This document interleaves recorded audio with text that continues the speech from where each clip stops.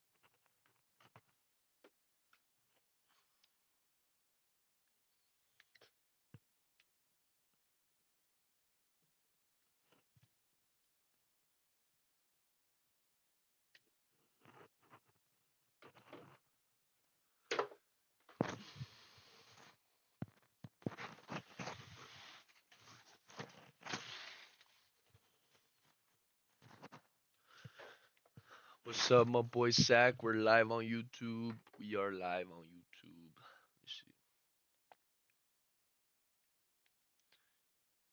What's up? What's up? Join up. Join up. We are live on YouTube. Oh, I misspelled it. Live on YouTube at Misk SL.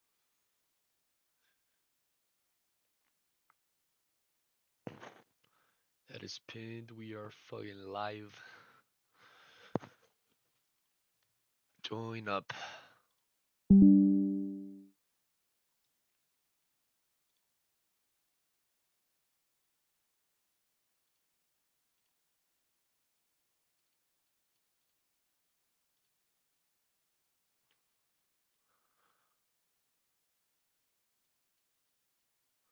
Let's go, let's go. We're live. We're already setting the charts up.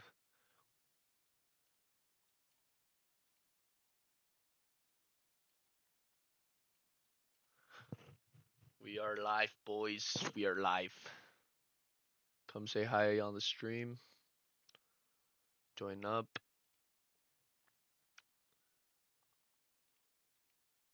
Join up. Oh, that looks nasty.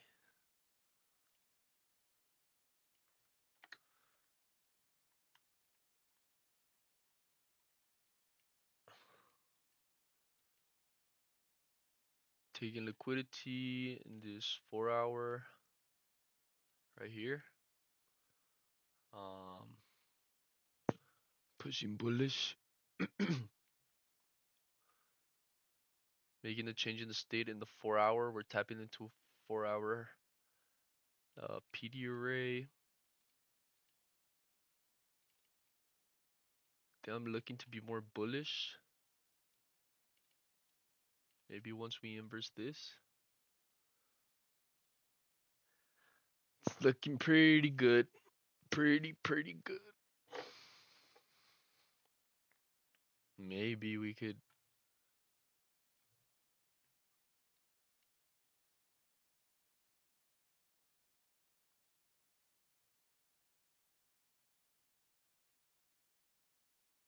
Mm,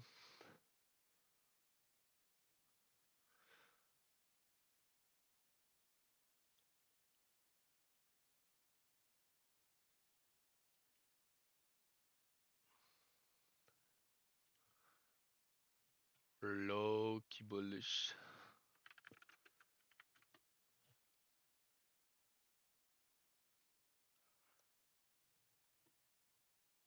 The 4 hour looks bullish, kind of.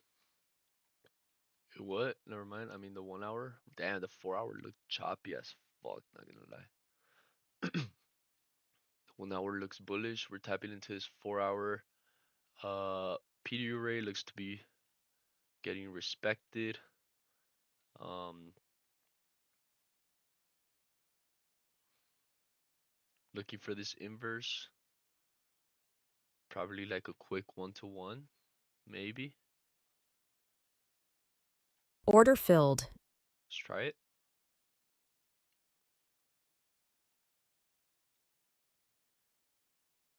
Like right there.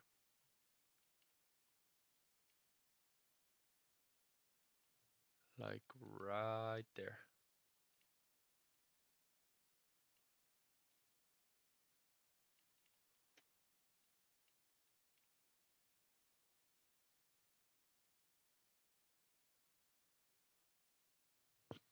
Like right there. Let's give it a stab.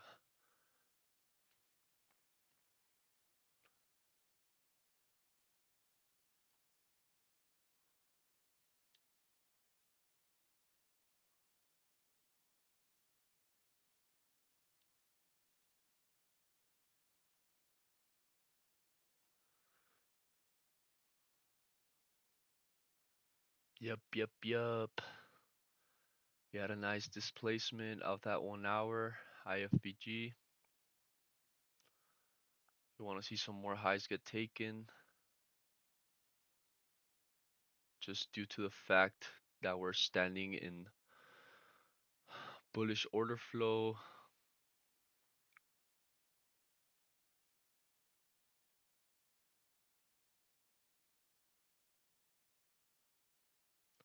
You want to see the highs get taken. We're already in the trade, boys. We're already in the trade.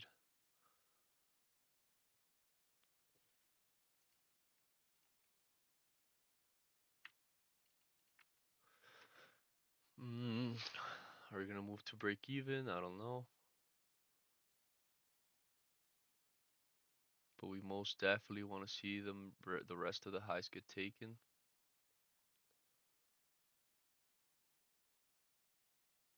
I think it's a pretty good time to move to break even. We're in a 1-to-1. Let's move to break even. So close, we might manual.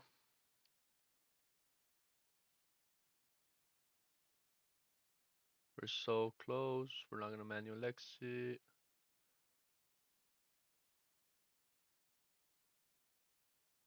I'll just Order take it. filled. We already got a fucking win. We already got a fucking win. Let's go. Let's fucking go.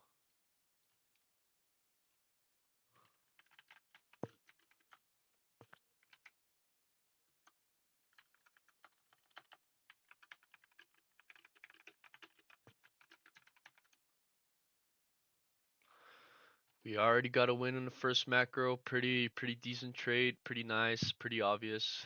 Um, the 1 hour was so bullish. Just by looking at the price action, we could see that these candles over here retraced into this higher time frame PD array, displacing. This candle right here was respecting this bullish FBG, displacing, and we could have honestly targeted like this right here. It's probably this where it's gonna go to continue dumping. But we got ourselves a quick win in the first macro. Lovely. Freaking lovely, bro. We were risking about 300 on this trade. Let me go ahead and journal it real quick here with the stream. I have one viewer. Thank you so much for watching. You watched that shit live. Hopefully you took the trade as well. Let's go ahead and journal that shit. We took today is 11:05:25. Should update. We already took a trade in the first macro. It was a win. Let's fucking go. We had red carpet news, bullish, First macro, we took an inverse, we took a long, we took it with the trend. There was, I don't know, I didn't check if there was SMT 300, and we won. How much did we win? We won 468. We'll take it.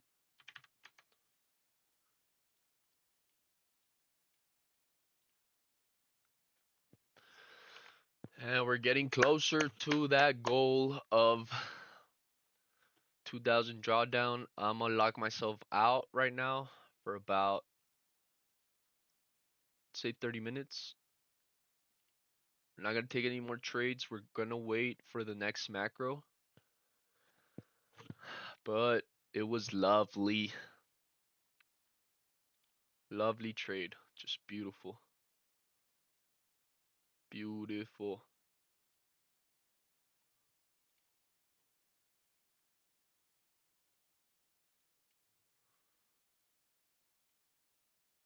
Beautiful stuff, bro. Great way to start the day. We've already journaled. Looking good.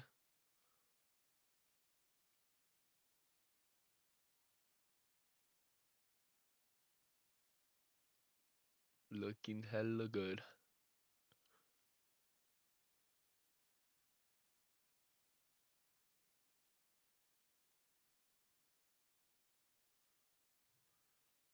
Pretty decent trade. It looks to be it's still pumping. Um the real target, let's see, let's look at the 30-minute, let's look at the 1 hour. Most likely this is the fair value gap that's gonna get traded into. So probably that could have been our target. We could do like a fib. Yeah, it's in the golden zone in OTE right here.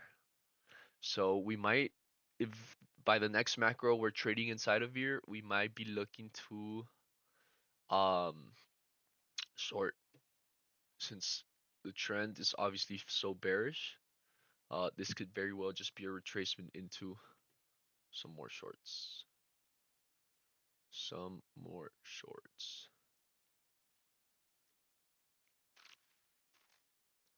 So that is that, boys. Anybody took the trade? Did anybody? Chat is disabled for the live stream? What do you mean it's fucking disabled, bro? What the heck do you mean it's disabled?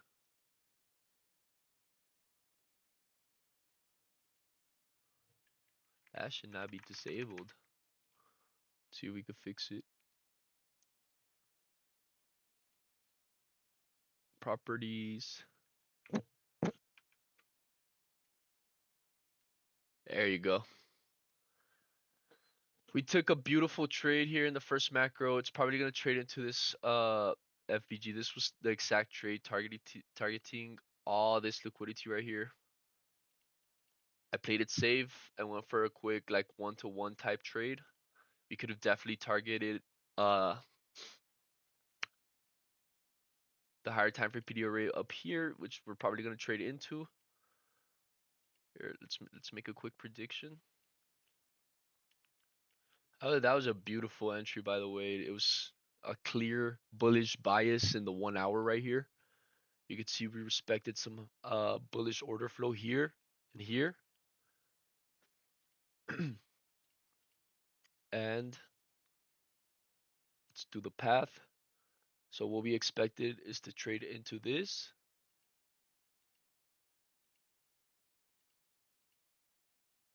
Into the sell side. Something like that. This is what we want to see. A beautiful forever model. Damn, it's still pumping. Still pumping. We could have held for longer. But we took a nice trade. Good prediction. We inversed. We took the long. We took the ride. Could have targeted all this. 4-to-1, probably make like 1200. It's probably a little bit risky, not gonna lie. Maybe closer to here. 3-to-1, make like 900. Okay, one rack. But we're satisfied with what we took. It was this. It was like a 1-to-1. like 1.5 because I was risking 300. It was like right there, 1.5, yeah, 1.6. Take a nice trade. We're gonna trade into the higher time frame PD array. Right now we're locked out. We're not gonna take any more trades on this macro. We're gonna wait for the next macro because I feel like this first macro it's all delivery to the upside. I want to see during the silver bullet some consolidation, and at the start of the next macro, I want to see price start to make that market structure shift into the same trade we had on Monday, into the same trade we had on Tuesday. So price is behaving exactly the same these past days. So let's see if the pattern repeats itself. So we already took a win. Like I said in the first macro, wait, this is actually not set up correctly. I don't know why that is.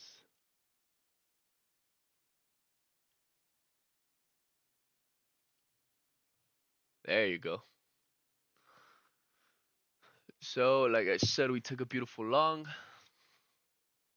We expect price to trade into the higher time frame PD array. Right now we're locked out, like I said, because we already took a win in the first macro. We're expecting price to continue to trade into that 1 hour PD array. We inverse this 4 hour. Can honestly come take these highs over here, which I doubt, but I think we're gonna continue pushing lower. There was some red carpet news today.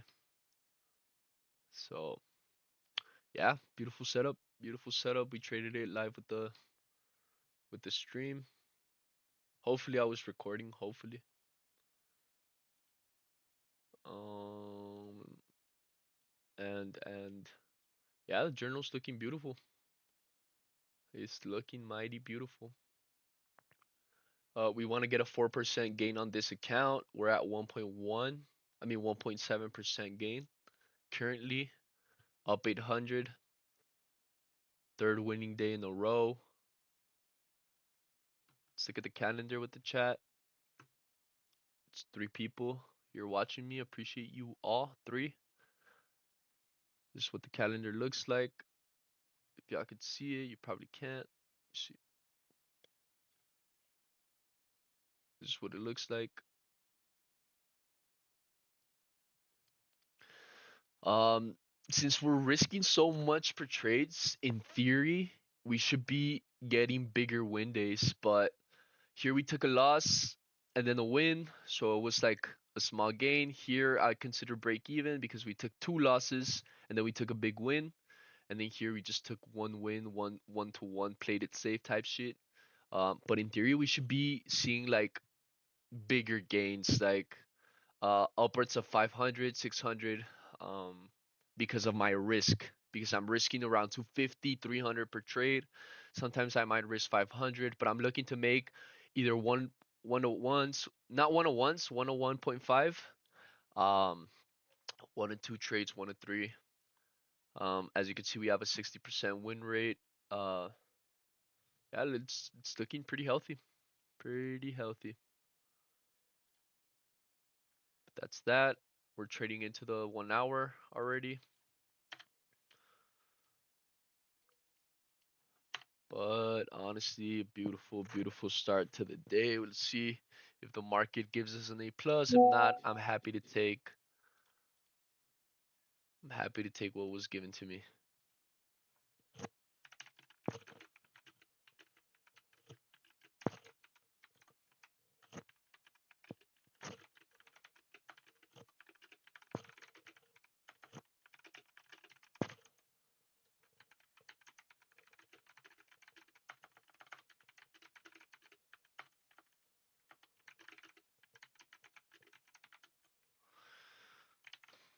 Yes, sir.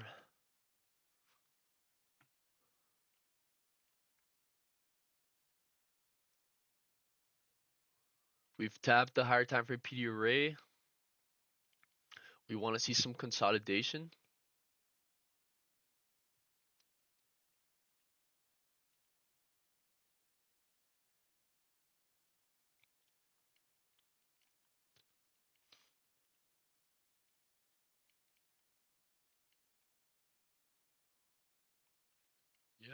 We took the low hanging fruit. I'm happy with that. I don't mind it.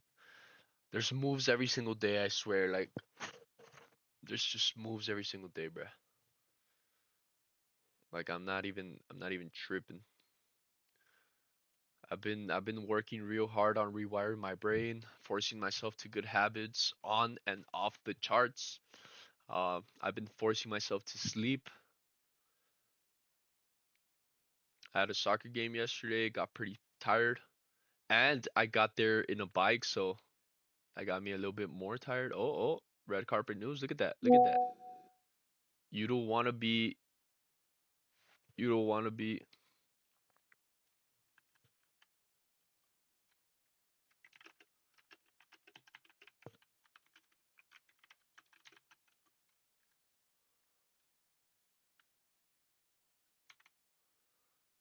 you don't want to be in a trade right now because there's some red folder news. Let's look at the calendar.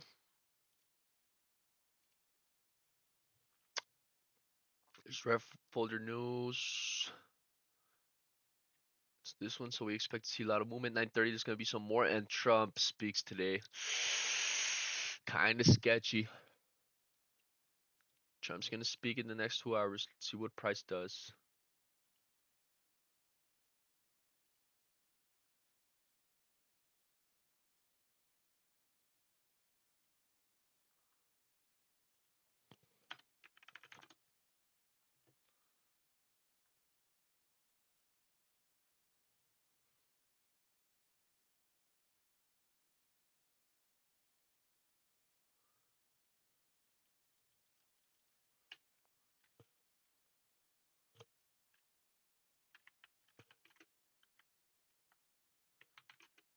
In OT of the range.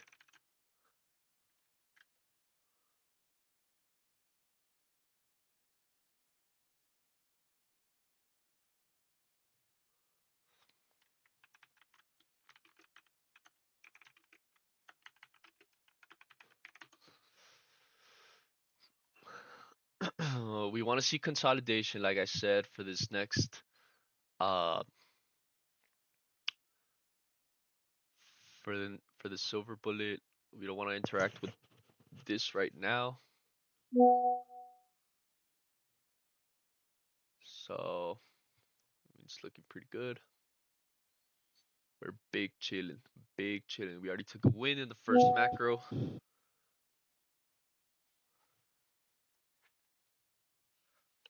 We took a beautiful win in the first macro, bro.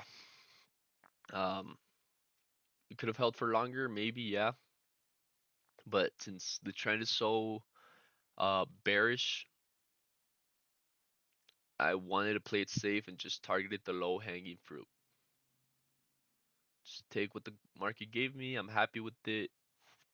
It makes me even more happy that we had like a super correct bias because price ended up like just pumping, giving us the possibility to take these type of trades.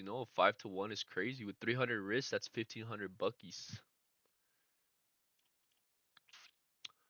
So I'm happy with what the market gave me. Targeting low hanging fruit. Get to journal it. Like I said, this is just confirmation that every single day there's something. Every single day there's gonna be an entry. There's gonna be, if you're patient enough to wait for the correct macro, there's always a trade of the day. There's always a trade in the macro. And one of the three macros, there's always an A plus setup, in my opinion. There's still no days where I don't see a no trade day because there was no movement type shit.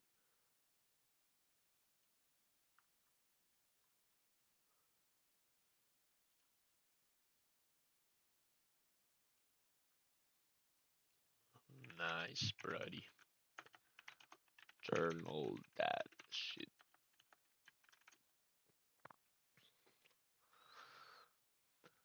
So, like I said, I'm expecting for from 10 to 10:45. I want to see some consolidation inside this higher time frame PD array. Hopefully, giving us a forever model to print because this would be a plus, and it's the same pattern that was yesterday.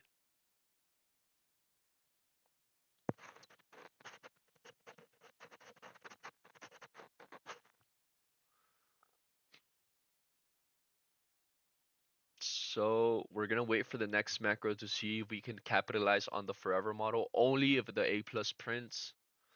I don't want to force any trades like I did yesterday. Kind of forced them a little bit, even though bias was correct. ES is trading into the 1 hour FBG as well. Like I said, I'm expecting to see some consolidation.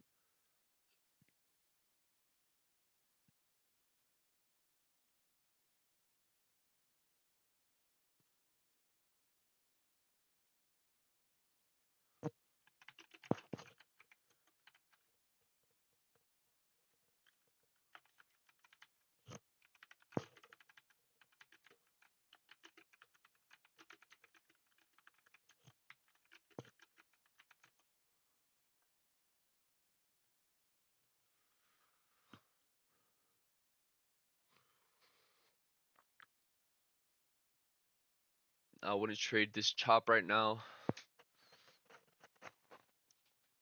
Price just delivered a lot of points, around 120 points. Wait, no, 130, 140 points. So we expect we're probably gonna get a continuation, but I'm expecting like some more chop for the next 45 minutes. So that's that. How is the chat doing? How is my one viewer doing, bro? I appreciate you so much. Thank you for sticking around, buddy. But we're not taking any trades right now till the next macro. I just want to make sure I did record something. I didn't record. I'm gonna have to fucking bot replay that shit. But it's all good. It is all good. It's all world. It's all good. Should I be putting like some music in this joint? I feel like I'm gonna get like copyrighted or something. Probably like in between macros. Doesn't matter that much. I don't even know what to do in between macros. And we're looking for more pump. Let's look at the 1 hour. Are we actually gonna close? Take some more buy side? I doubt it. Why are we bullish? We shouldn't be bullish. What was the news?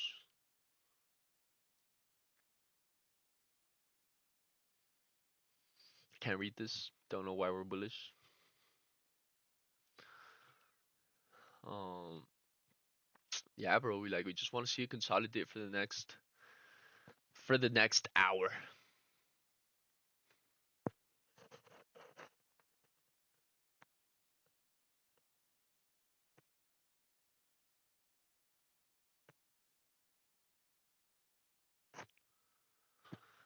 Yeah. We already took a win in the first macro. It was a beautiful trade. A plus. Pretty simple, pretty clear, pretty obvious in my eyes. We longed in this candle. We exited on this candle. We could have made some more money, but it doesn't matter. We're happy with what we took.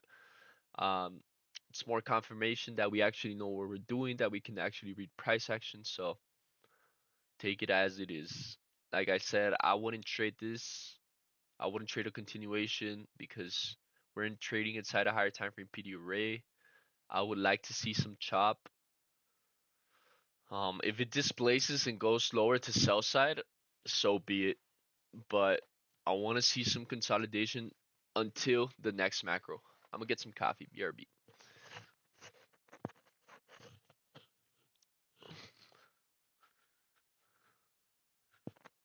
Actually, I'm not gonna get coffee. I'm just gonna wait here, bro. Probably get a light stretch. By light, I mean heavy. But ask some questions, one viewer. Who are you, brother? Where are you watching from? Are you one of the good-looking traders? Are you from my Instagram? Are you a regular? Who are you, brother? It's just me and you. Just me and you alone. he he left. He ran for his life.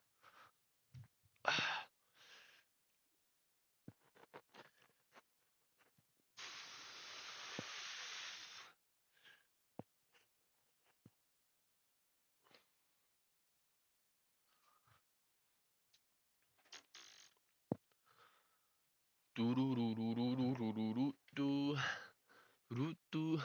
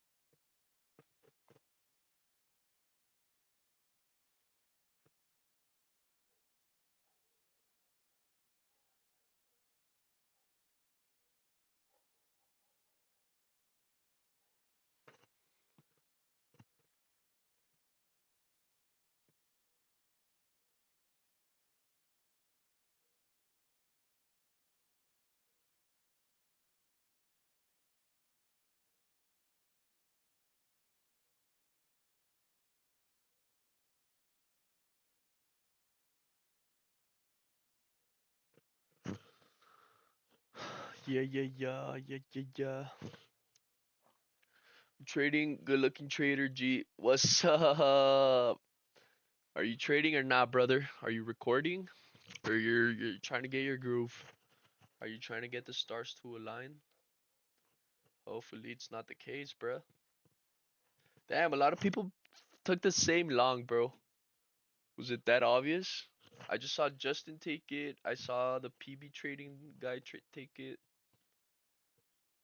Now everybody be trading like Matrix Misk. They be watching my Instagram and shit, or what's going on? What is going now?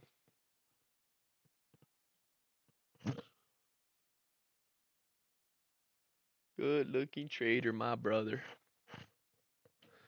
Like I said, I expect to see some more consolidation. I would not trade the silver bullet since price just delivered like 130 points in the first macro. Look, the delivery, look, this is what I want you to see. The delivery started at 9:45. You see that? It started at 9:45 to deliver, bro, for the macro, literally for the macro, bro. Like, why would it displace at this time? Why didn't it display sooner or at open or this was open, look, chop and then displace. That's why the macro is so fucking powerful, bro. Every day there's confirmation, every single day, that the movement happens in the macro. It takes the liquidity in the macro.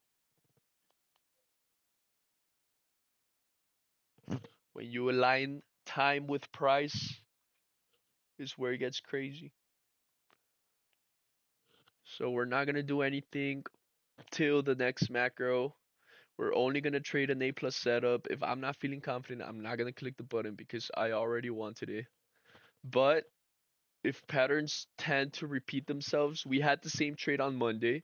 We had the same trade on Tuesday. I expect today to be the same. A forever model, a classic bearish forever model. I'm expecting a daily bearish candle. So we want to see this high get taken again with SMT. Somewhere before the next macro. We want to see that high get taken with SMT is what we're trying to look for. All this sell side that's generating right here is going to be a beautiful target. All this sell side right there.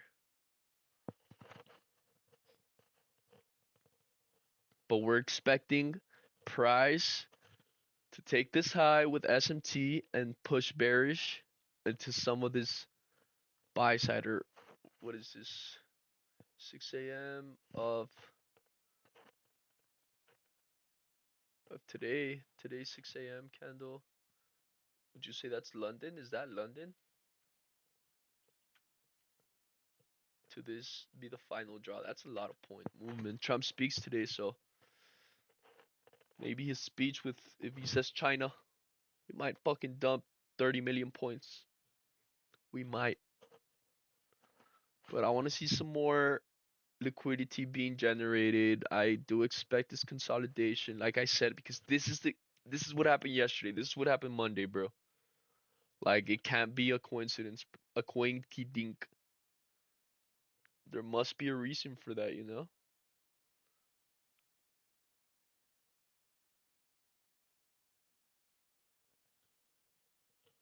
We don't want to see a retrace right now. We don't want to see a retrace right now. We want it to wait for the next macro. We want to see some more consolidation. We want to see this high get taken with SMT.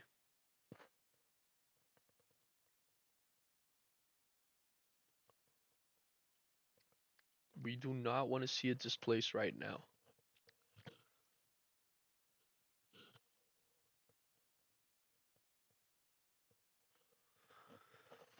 Because after the distribution, it consolidates.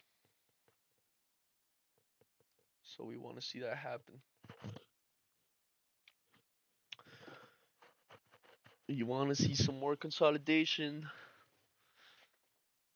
You want to see price load up, gear up. You want to see that high get taken with SMT. Sometime near the second macro.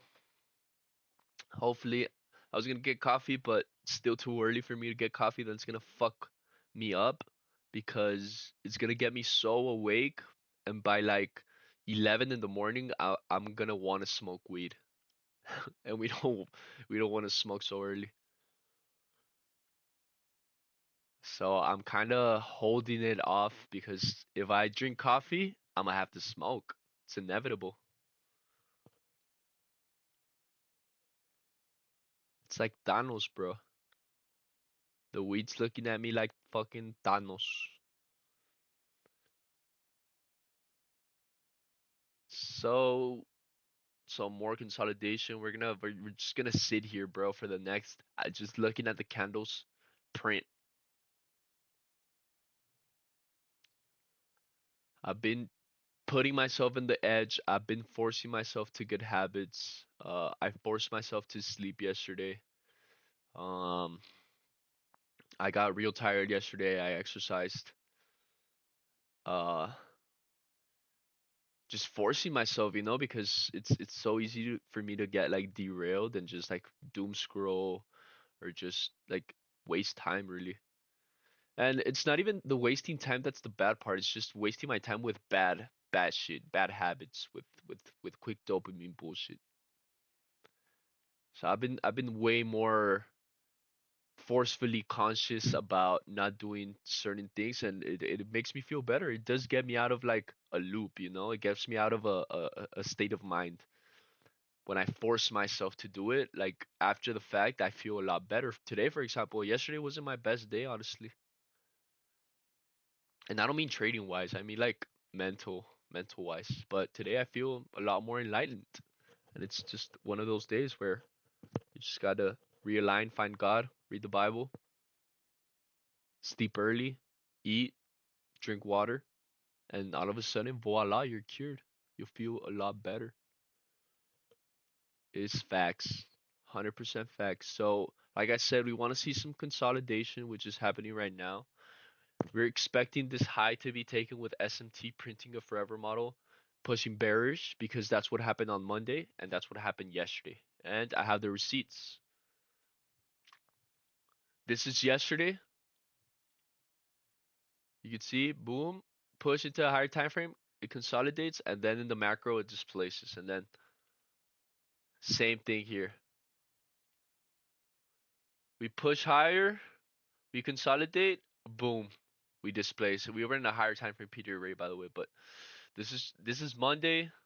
This is Tuesday, today's Wednesday, and we already had the push up into the higher time frame PD array, so we're expecting this again. So we want to see this high taken with SMT. I wouldn't trade any of this chop. I would just fucking wait to the next macro. I will wait for another 25 minutes. We're Just gonna sit here. We're gonna observe. We're not gonna interact with it until the next macro, until it's an A plus setup. But if it's just gonna repeat itself, shit, I want to be there and capitalize. You know,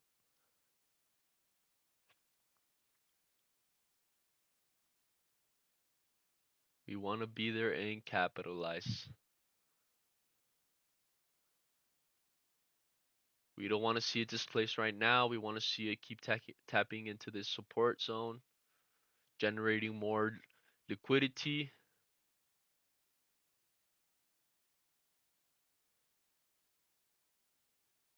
We don't want to see it displaced right now. We want to see it to continue to chop and consolidate. I wouldn't trade any of this. I would wait for the macro, 25 more minutes. As you can see in the clock at the bottom left, how are you liking the layout, good looking trader? If it's still you, how are you liking the layout? Today we have very little viewers, bro. Maybe yesterday's stream scared off a lot of people, but they defined you by one bad day, I guess. I guess. I guess. I mean, I'm doing it for myself, right? But now whenever I upload wins, now people want to tune in. Or whenever I upload a big loss, people want to tune in. Damn. You can't be mediocre, I guess. You got to be in one of the extremes.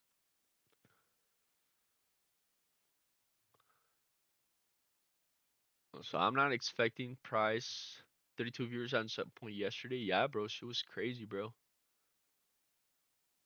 She was fucking wild. There was a lot of people, and I wasn't at my best, you know.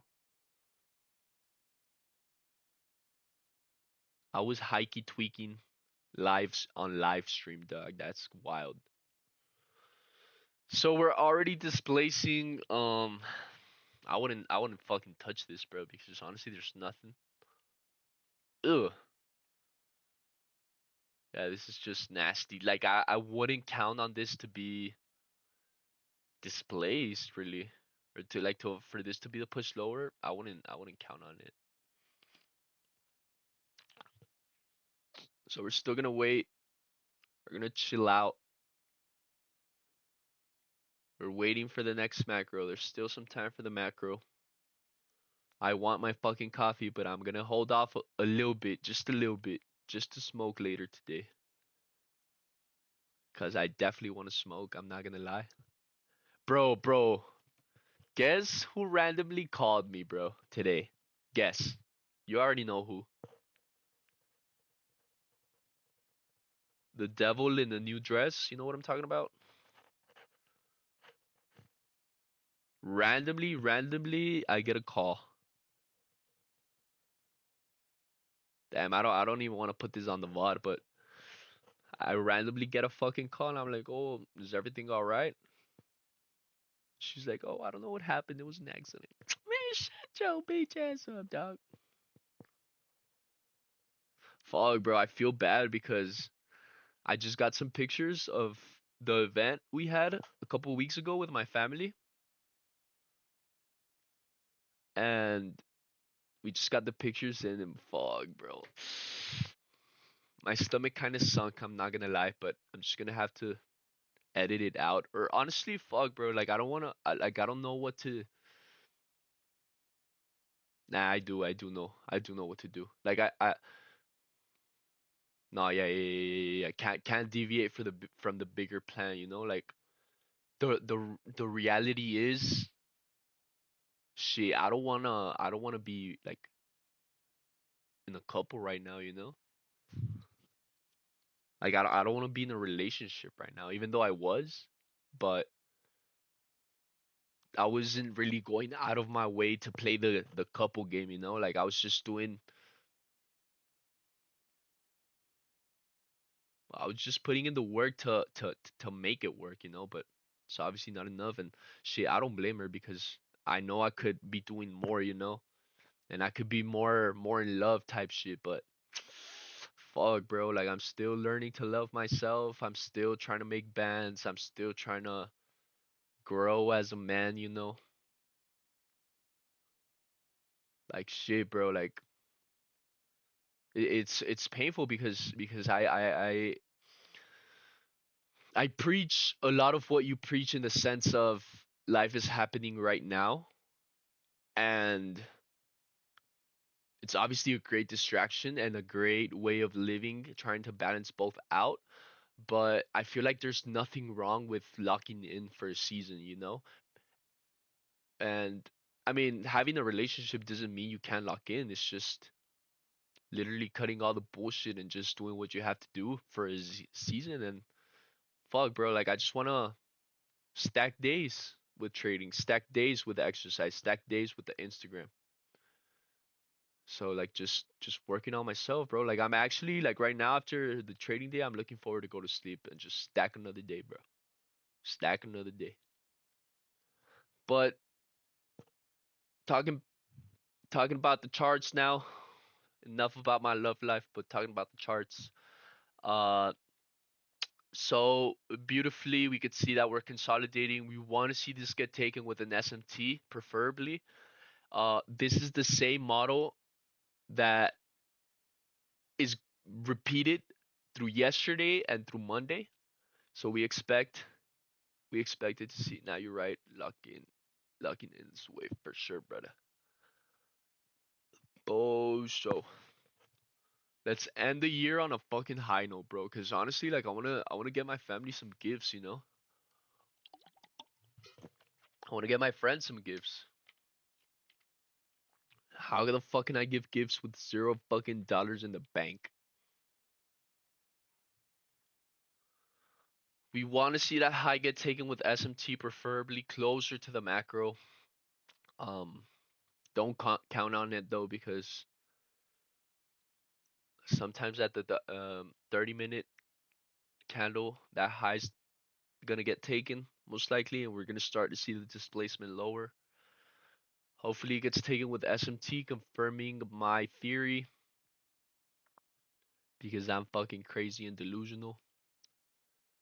Because this is the exact same trade that's playing out from yesterday, from Monday.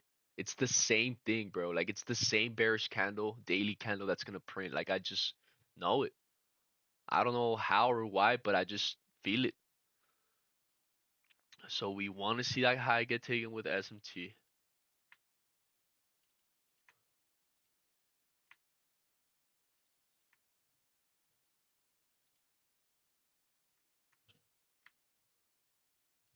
So we're marking out our ranges.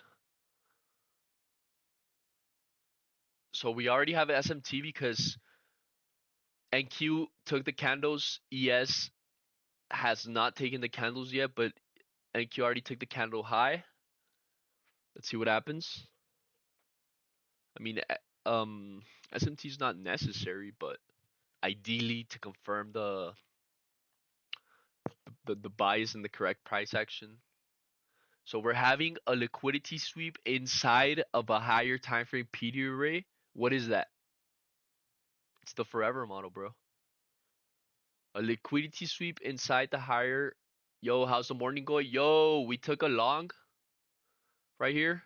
We could have taken some more money, but we're happy with the low hanging fruit. We took a long, we took a win. We're up 400 for the day.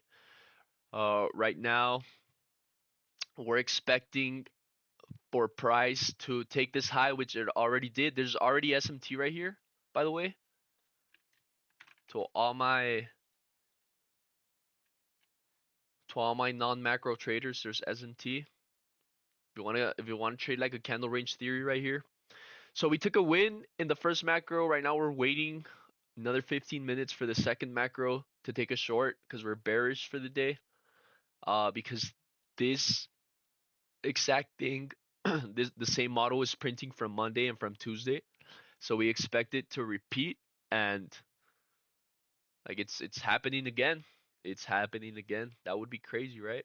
We still the SMT still holding. The SMT is still holding, though it's not necessary for it to hold. It's just something to keep in mind. It's still holding. Damn, bro. Damn, damn, damn, damn, damn, damn. If we get CRT, I might enter it on the fake account, but sheesh. It's the same model, bro. It's the same model. What is this? Wait. Is there a camera? Am I being watched? I actually am. What do you know? What do you know? If it closes with CRT, we're just gonna short. Fuck, I want to short so bad on the real one. Cause I'm so like I know this shit's gonna play out. But fuck it, bro.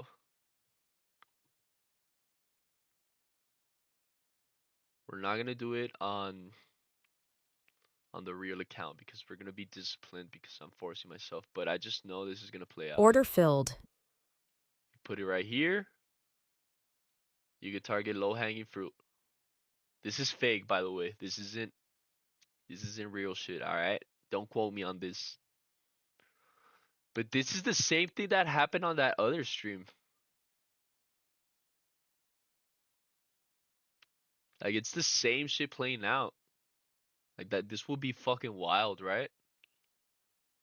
Like there's no way patterns repeat themselves like this.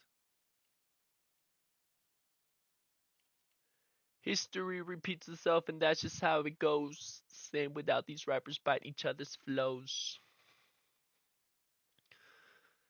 This is crazy because the SMT held we're in a higher time frame PD array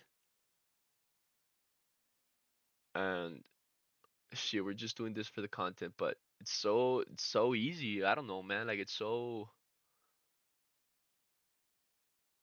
like why do I have so much ego and confidence in this that it's happened like it's the same pattern repeating itself. Oh boy, oh boy, oh boy. Oh boy, the market's listening to me. That's honestly a re-entry right there. Let's do some 10 more fake hunts. It ain't candle close. History repeats itself, and that's just how it goes. Same with these raps. Always bite each other's flows. What's up, Miles? What's up with you, buddy? How you been doing? How's your day going? How's the morning? Did you win the morning already?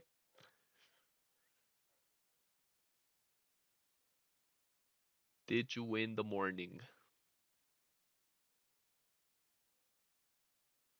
Fuck, I thought today I woke up super early. I thought I was gonna go run and then the pool, and I just kind of napped in my bed a little bit. Did none of that. Good as fuck, bro. Let's go, buddy. Love to hear it. About to get a coffee. Shit, I've been holding off on the coffee and get back to work. Lovely shit. I've been holding back on the coffee because it's still so early for me. And if I drink coffee, I'm gonna have to smoke. Damn, I might be addicted, boys. I might be addicted. So I'm trying to prolong it. Uh, can we do another 10 con re-entry once we displace? Please don't take me out of the trade. Don't take me out of. There you go. There you go.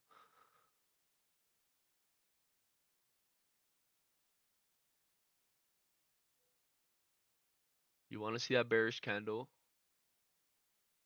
You want to see it close as a bearish candle? Nope, we're not gonna enter. We're not gonna re-enter. That being disciplined on the fucking fake account is wild. It is wild.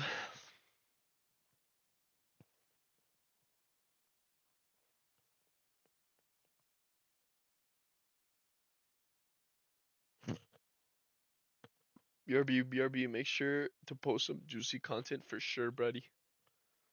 I'll be woke on that.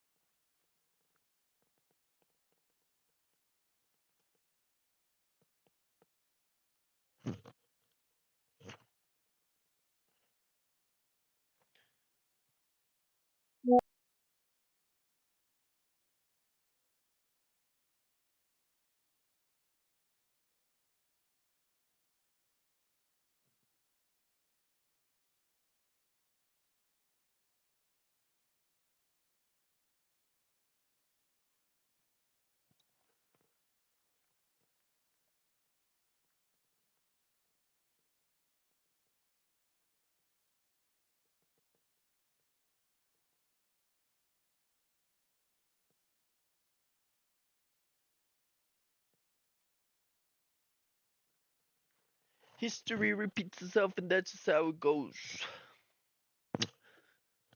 So this is like a fake money account, not real.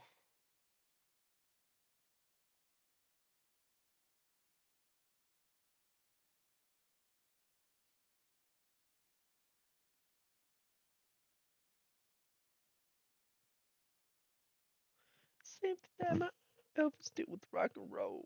Justin Timberlake, Eminem, and Macklemore. A silly arguable.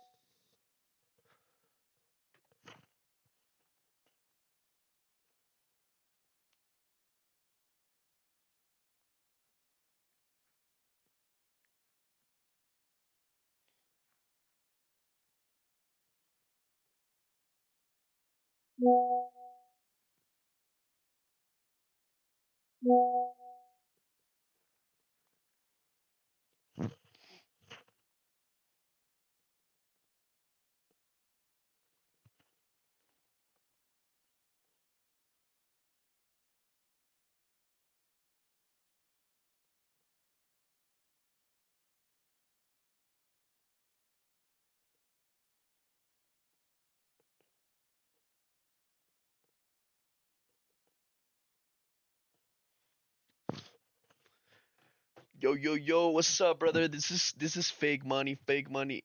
Did you blow the funded? Nah, nah, nah, nah, nah. The funded's right here. It's because we took a fake trade off the macro because I'm just trying to test something. But we took a trade in the first macro. We took a long. We exited right here and it pumped some more points. We're holding off to the next macro. This is just like fake account. You see? Just wanted to see something because history is repeating itself with the forever model printing out right here. Um, we're trading inside of a higher time frame PD array. This is what the calendar looks like. It's looking mighty beautiful if I do say so myself. That's what it looks like as of now.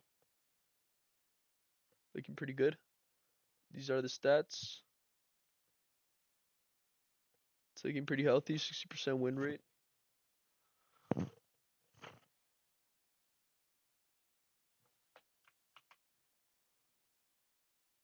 We're expecting a dump here somewhere near the next macro. We have S&Ts at the size.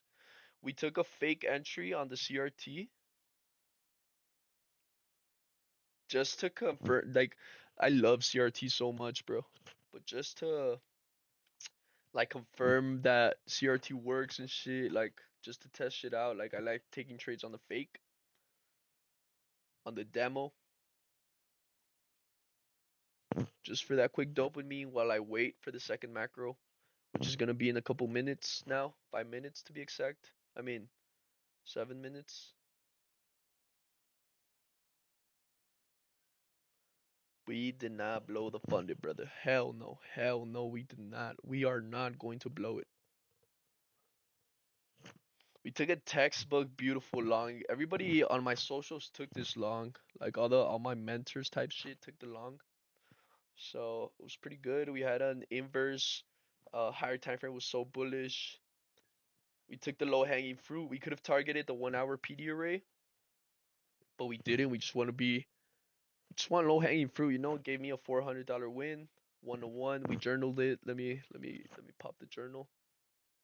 Oh look, it's happening. We're back at our entry.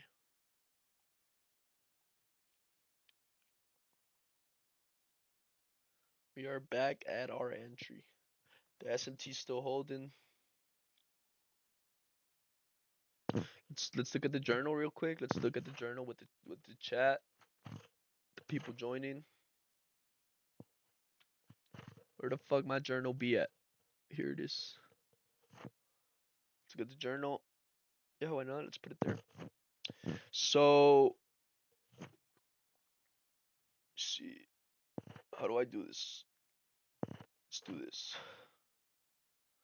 We took one trade, but this is what I want to show. We're at a 1.7 gain. Uh, you want our first target, which is 2,000, to build the buffer for the step in the road to glory is 4%. So we're targeting 4%. We're almost halfway there. We have a 55% win rate of what I've journaled and a 2.2 total RR gain. So looking pretty good, looking pretty healthy. Honestly, I'm pretty happy with myself. Forcing myself to good habits on and off the charts.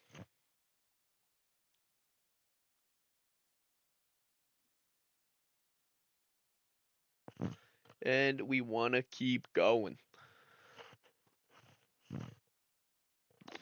Price looks to be loading up again.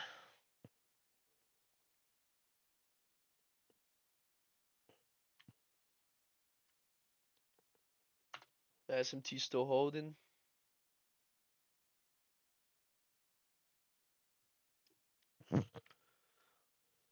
The macros in 5 minutes. We're expecting some bearish movement within the macro. Only going to take an A plus setup.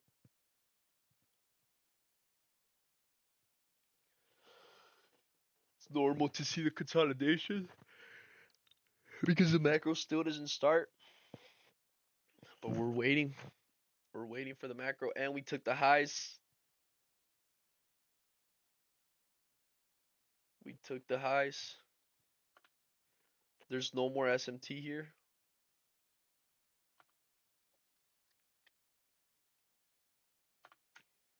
No more SMT. But we have a liquidity sweep.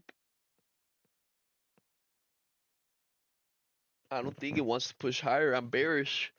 Macro's about to start, so we might enter a trade soon once we get confirmation. I might do like low cons if there's CRT.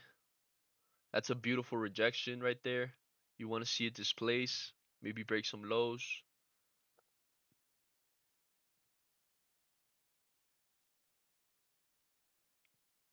Maybe we enter off the 1 minute CRT.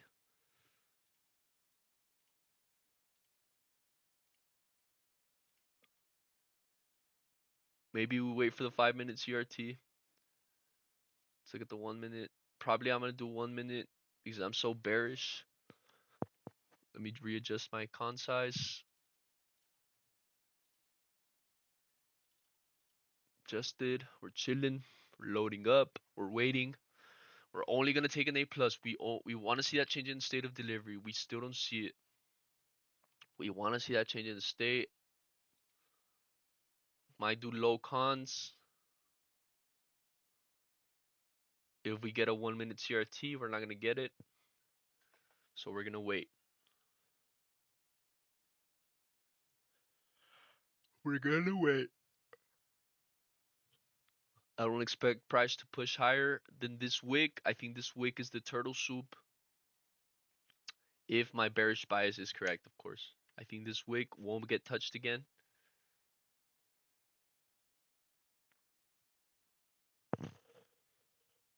But we're expecting to enter soon. Let's look at the 2 minute, 3 minute, 5 minute, 15. Up a lot of chop, a lot of consolidation, but I'm expecting movement within the macro.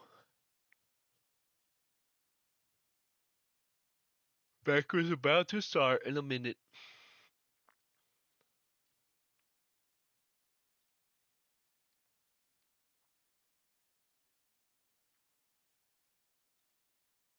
In a minute. Apparently it's not the turtle soup. Let's see what happens. Let's see what happens. Damn, it's so cold in here again, bro. So goddamn cold.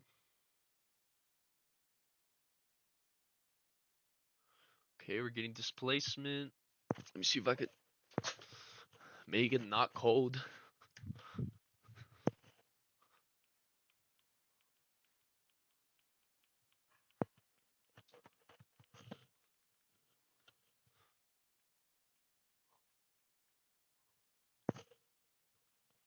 Nope, couldn't make it work. We're displacing now. We're displacing. Let's look at the 2 minute. Let's look at the 3 minute. No CRT at the 3 minute.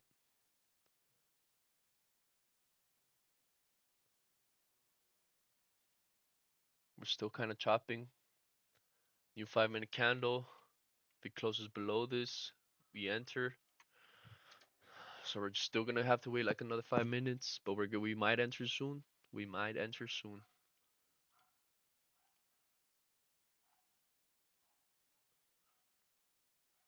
Start recording actually.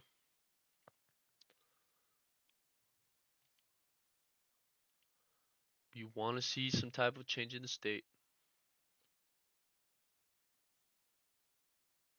We don't want to see price continue to push higher. We want to see it flip the switch and repeat yesterday's pattern and Monday's pattern.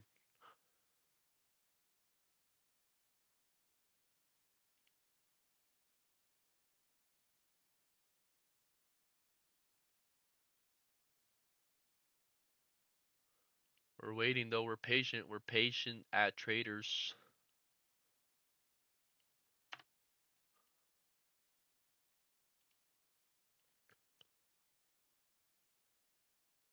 We're waiting. We're waiting.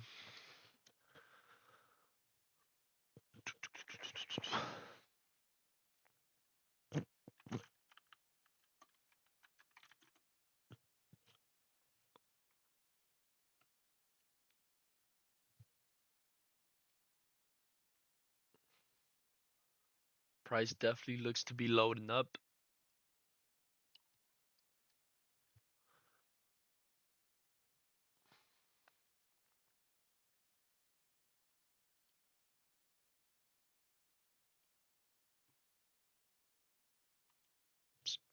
Play a quick. Nobody's watching. I'll play a quick bullet while price does its thing.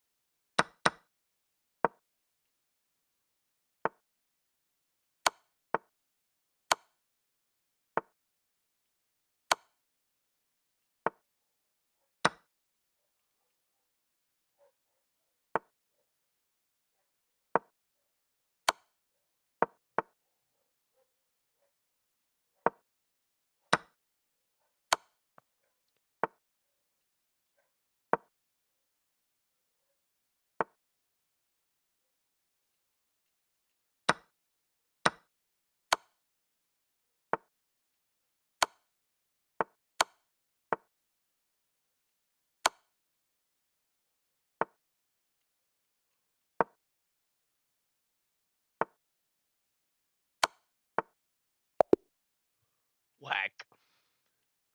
All right. What's my stream looking like? Damn, there's one viewer. All right. What up, one viewer? All right, all right, all right. There's SMT. We have SMT at this high. We're just waiting for that bearish confirmation. There's SMT at that high. We want to see that bearish confirmation, something to signal that we want to push bearish. Something. And this might be the sign. This might just be the sign. We're waiting for candle close 30.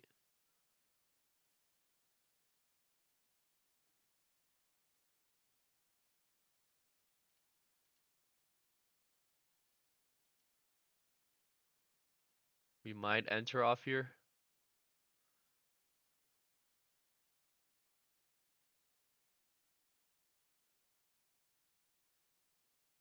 We might.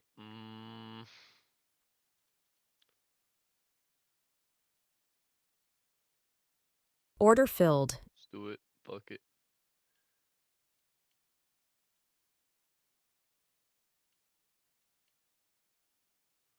Want to see a dump?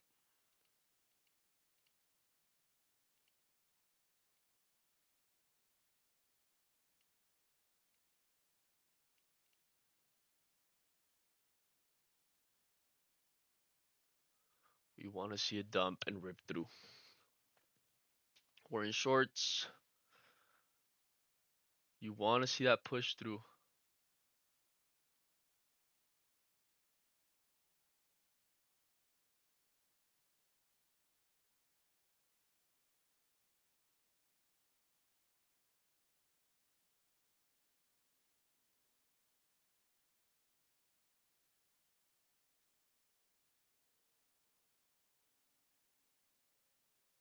We want to see a flush.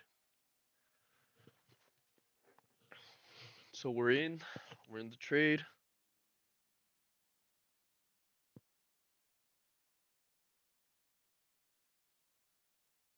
We want to see that push lower. We want to see that SMT hold.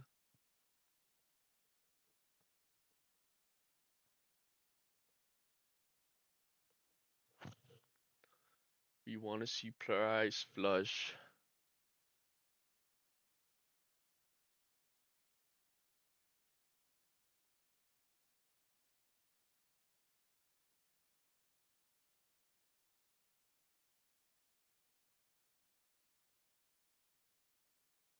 Oh, we don't want to see that get inversed, honestly.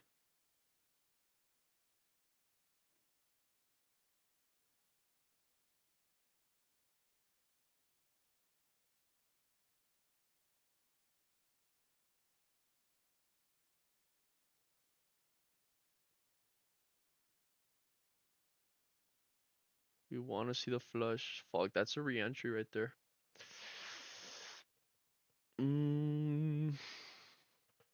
That's a re-entry.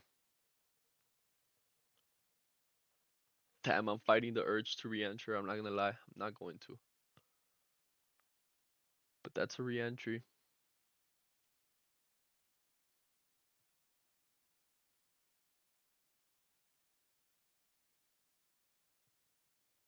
You want to see a flush.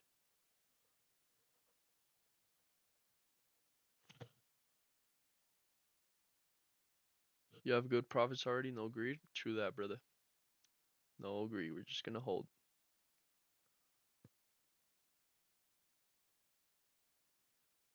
We're just going to hold. We want to see a flush.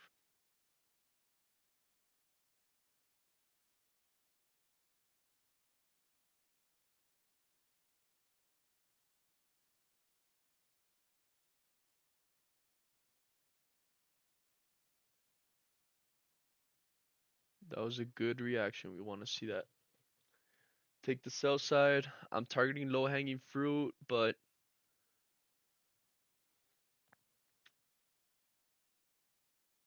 I think we're gonna go take all the sell side.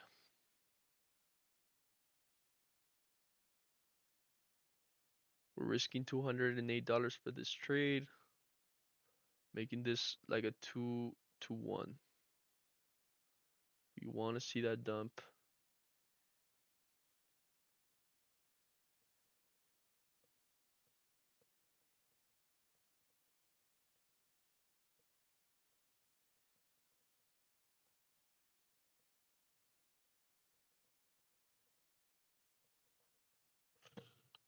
We're holding.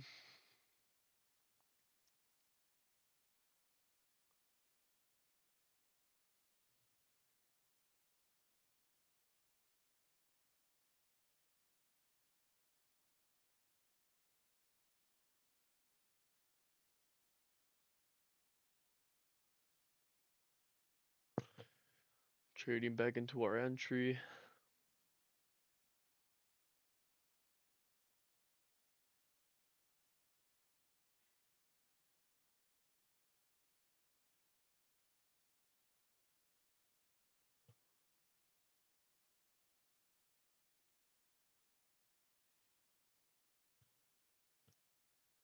We're holding on.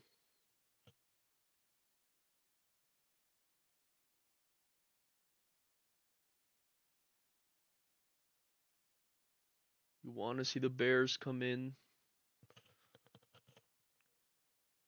and take control with authority and volume. We want that SMT to hold. We want to see that sell side get taken.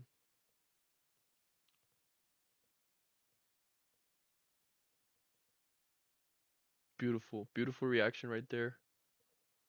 You want to see that push. Take me lower. Take me lower.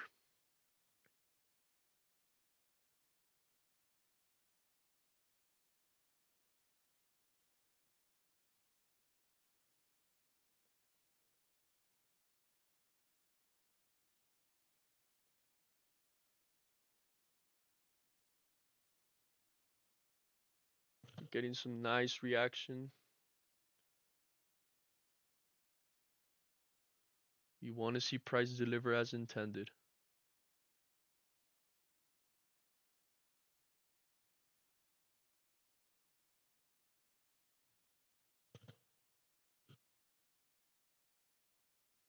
You want to see that dump.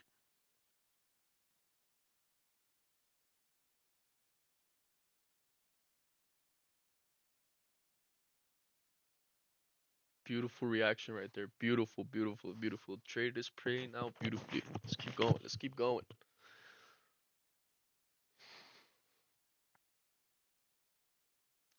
We're eyeing ES.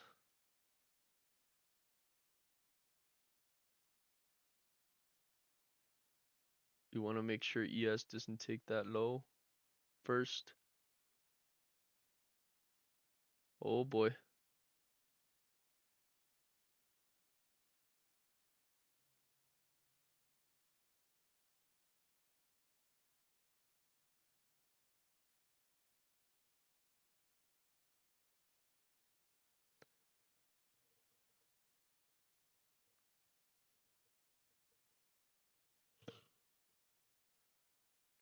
That's a big wig, big rejection right there.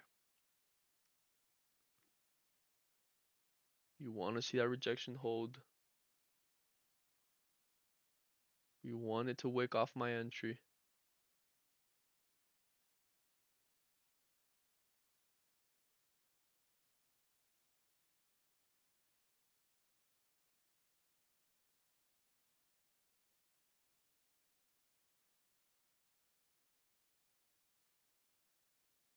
Now we want to see it break that low.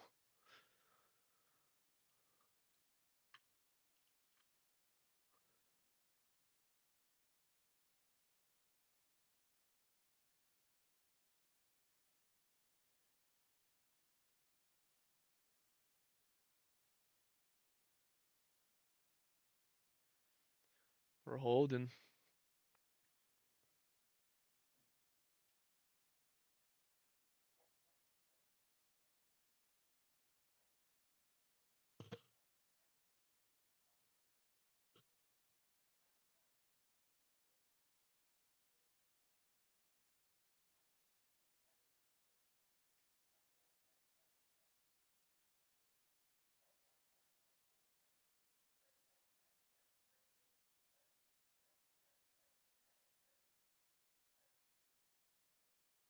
Oh boy, I want to see that SMT hold. Yeah.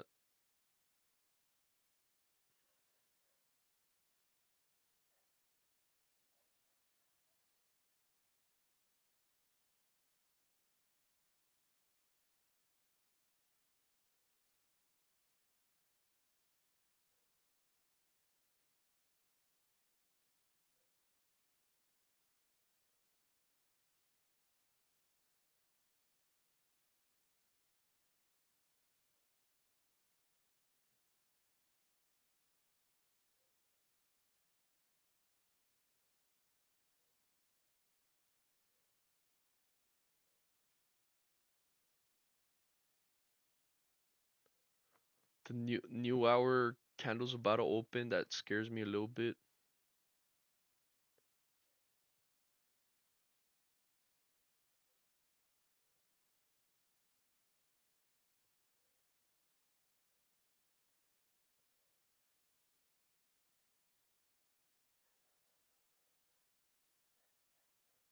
I want to see that SMT hold.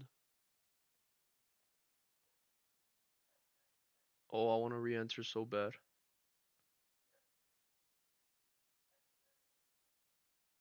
Let's see.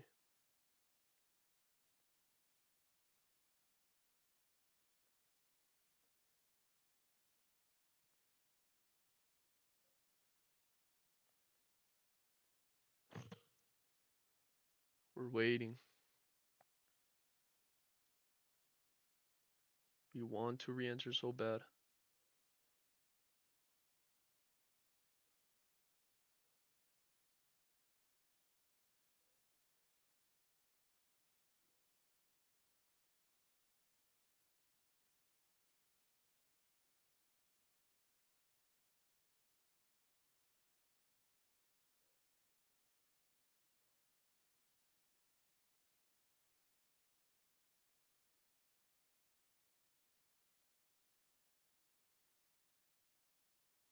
Good thing we did not re-enter.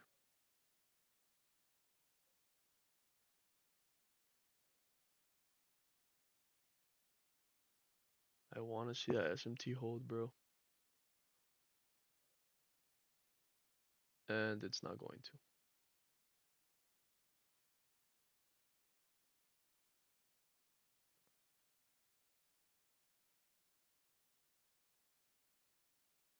Yes, it's not even close to taking that high.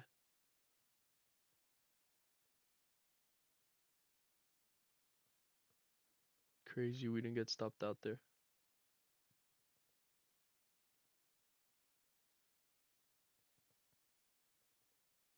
Let that be the wig, bro. Come on, just take me lower.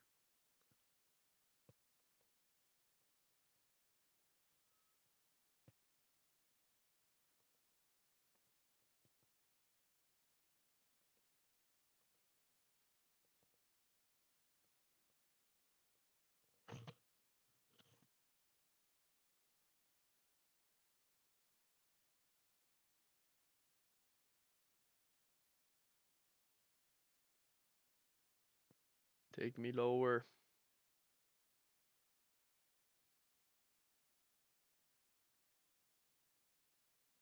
You want that SMT to hold.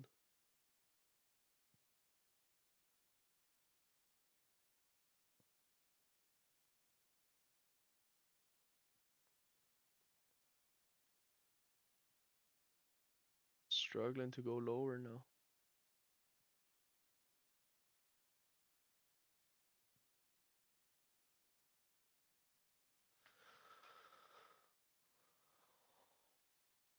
By a couple ticks, bro.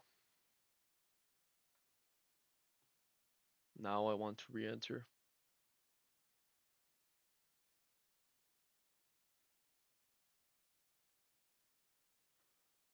Order filled. Let's do it.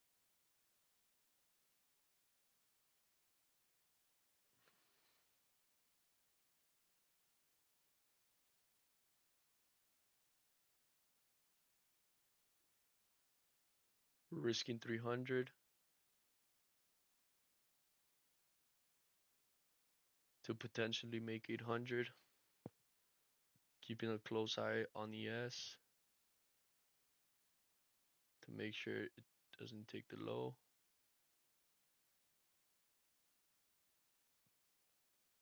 We want to see that flush lower.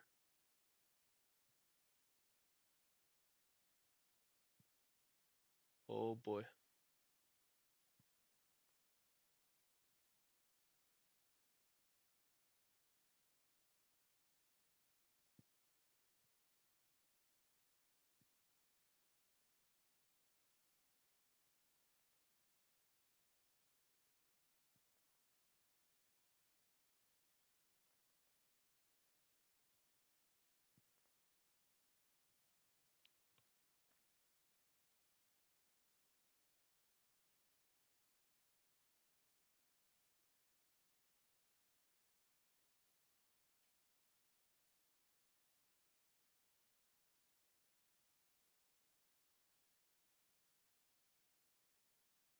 Yep, that's what I get. Might get chopped out.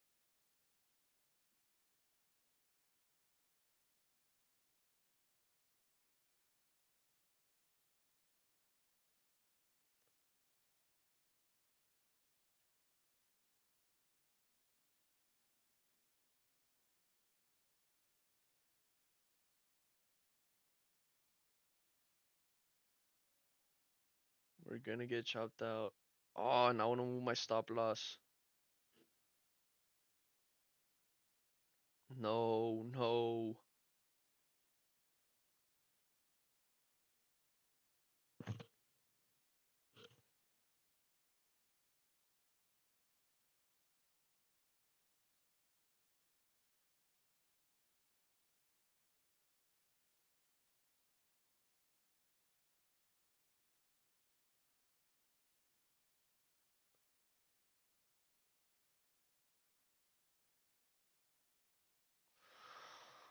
Oh, that's so Order unfortunate. filled. So unfortunate.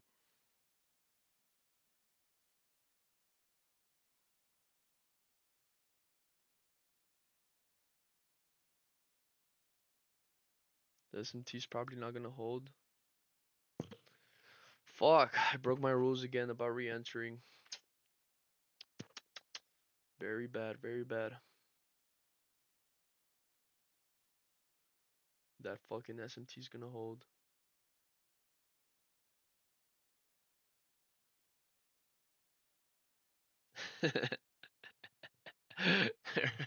There's no way, bro.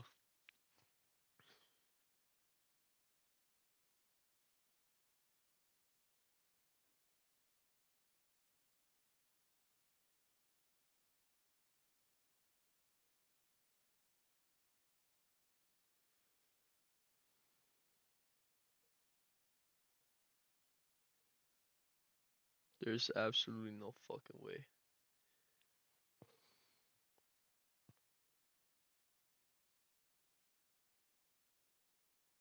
We're watching closely though.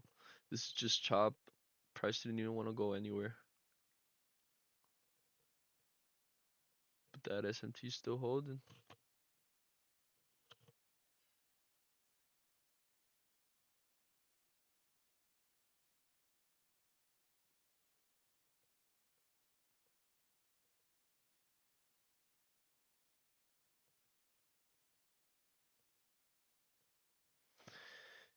Oh my god, bro. What a fucking lesson every single time.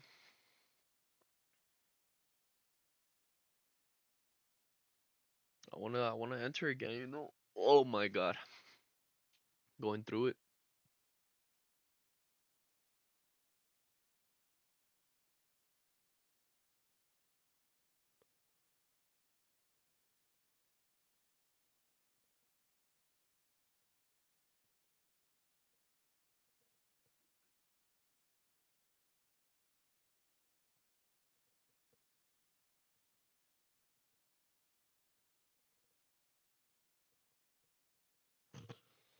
I wanna re-enter, bro.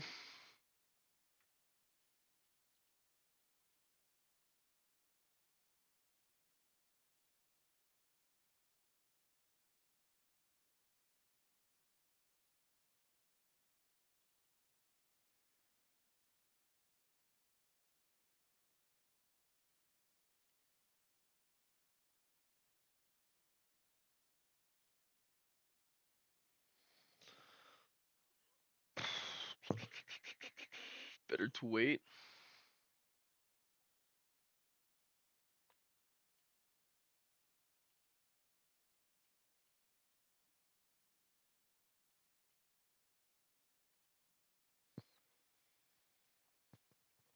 Shit. SMT's still getting protected. We're just chopping.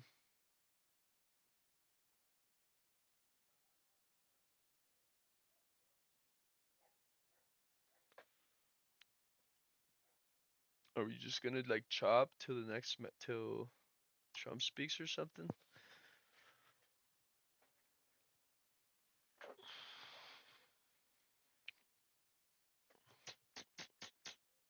What a bad re-entry, bro.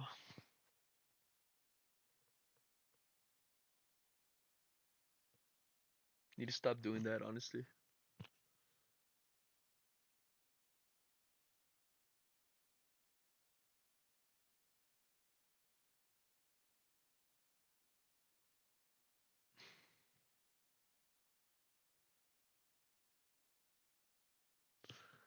You need to stop fucking doing that.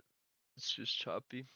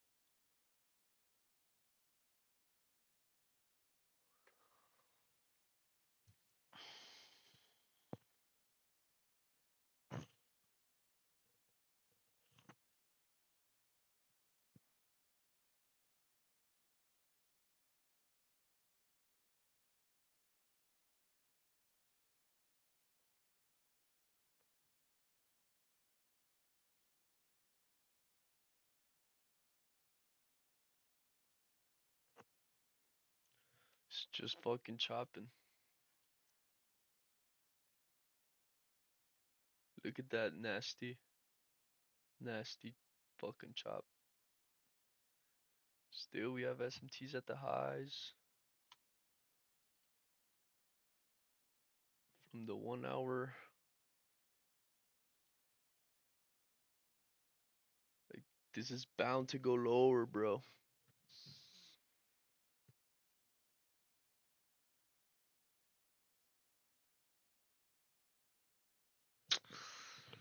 That's what I fucking get for re-entering. For real.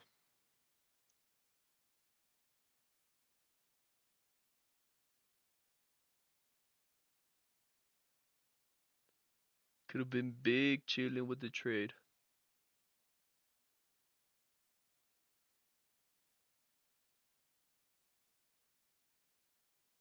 So money driven, bro.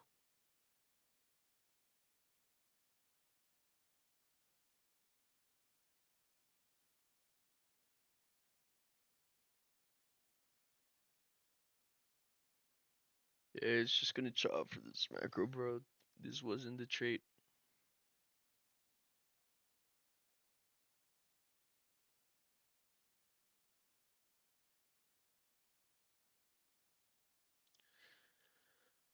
Fuck, and in the next macro, Trump's gonna speak.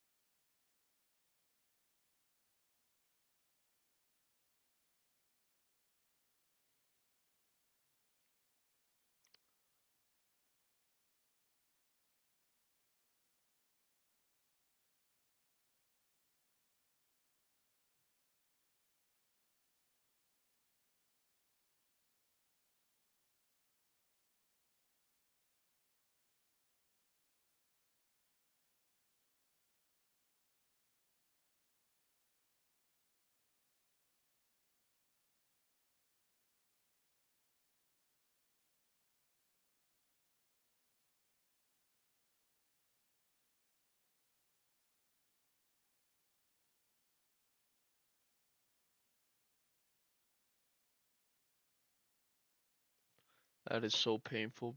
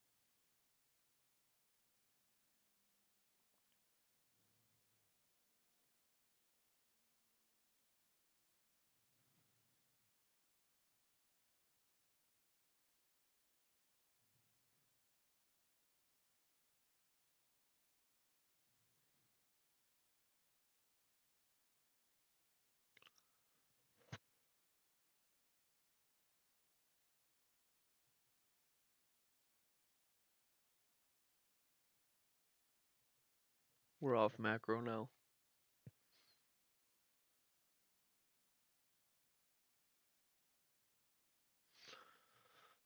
Would wait for the candle close and I would move to break even if I was still in the trade.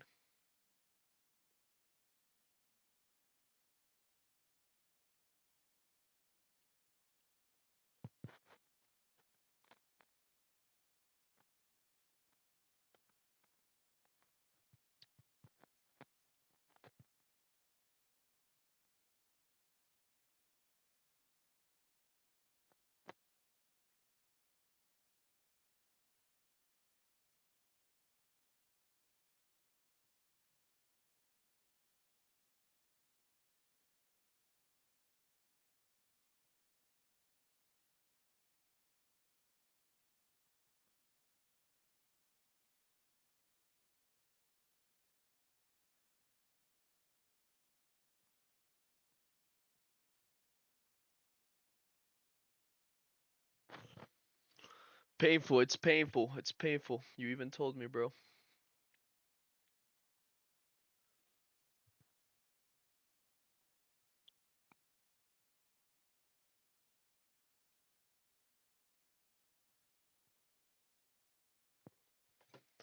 Oh, I wanna enter. I wanna enter so fucking bad. I just know where it's gonna go. Please. Ugh.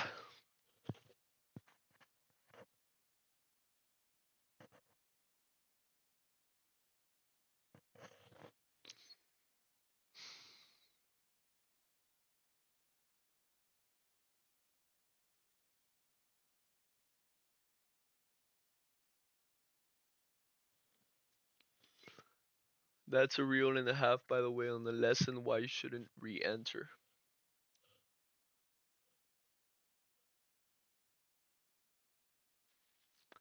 Or maybe I shouldn't have moved my stop loss. I shouldn't have re-entered, honestly. That's the main gist.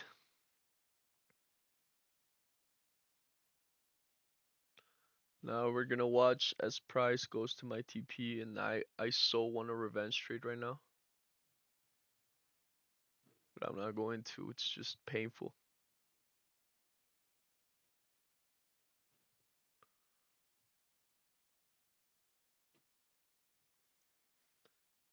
So painful, bro.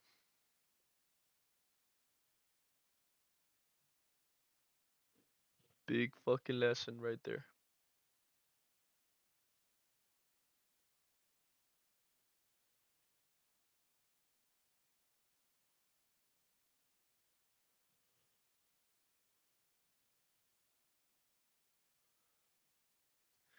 Ah, bro, we just know where price is gonna go. Just deliver.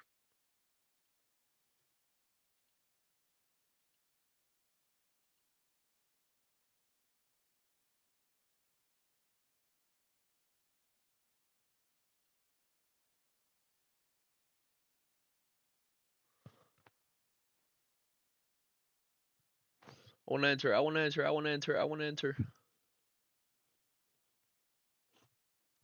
Like just with 10 micros.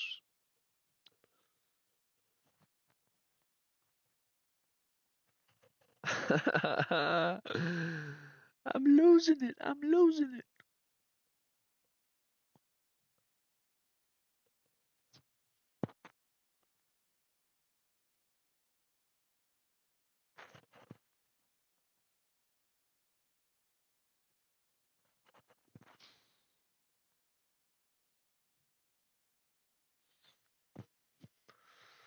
Oh, I'm gonna journal the trade, bro. That's what I'm gonna do.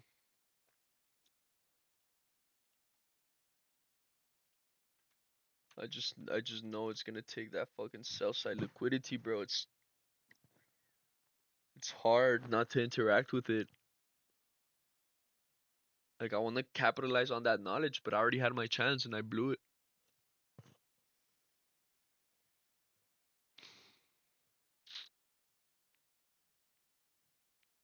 Trade management is the fucking key, bro. And I failed again. I failed to manage to trade properly again. Cause I'm so fucking money driven still. Because I'm still fucking sick. No cap. Still sick.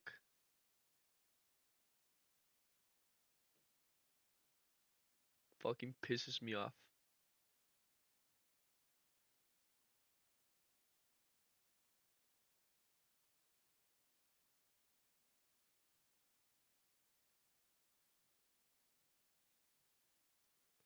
And as a fucking punishment, I'm just gonna watch it play. Fucking sick right now, bruh.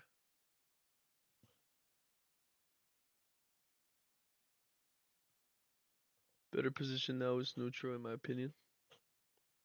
What do you mean, like neutral bias?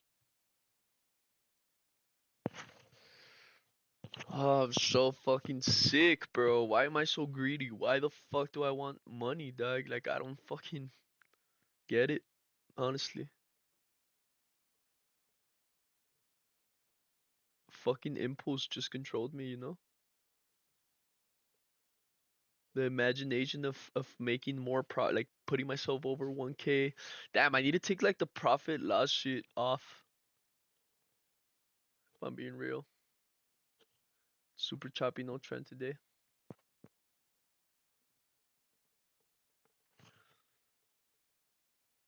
Just fucking sick, bro. Pisses me off.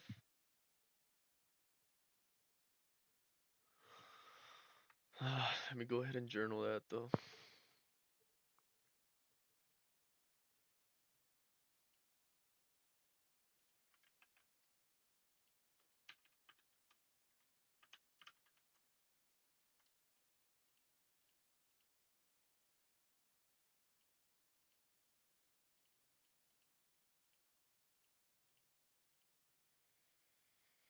We took a CRT entry, we took a short, we took it with the trend. This was counter trend because the bias was bearish in the higher time frame. We risked $300. We lost $300.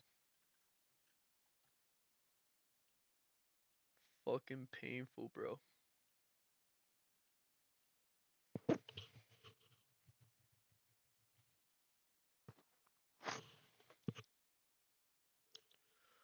Fucking painful.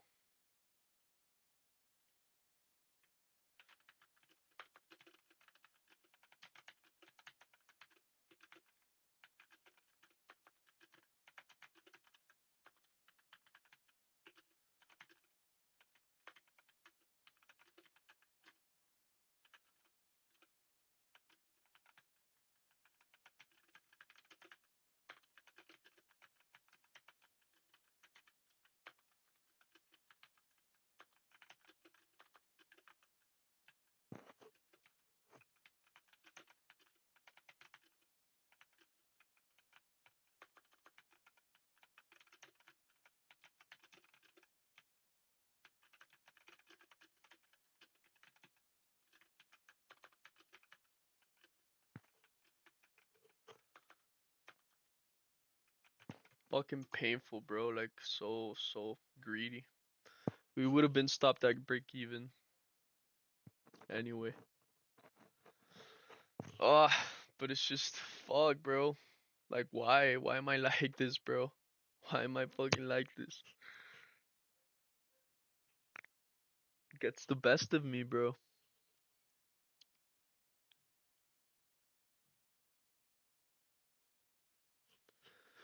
Shit, now I'm gonna get my coffee, honestly. I just want to clear my head for a little bit for the next macro, next 15 minutes. Trump speaks. I'm still kind of bearish bias. Feel like it's choppy because Trump's gonna speak. But I'll be right back. Let me keep holding myself accountable. Let me a second.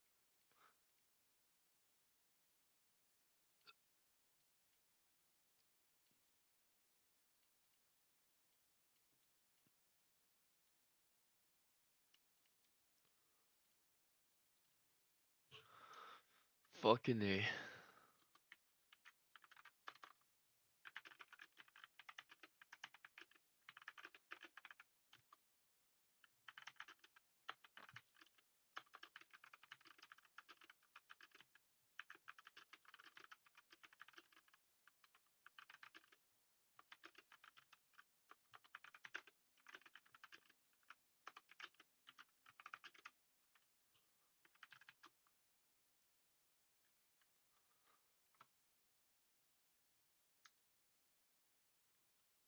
All right, let me get my coffee. BRB chat.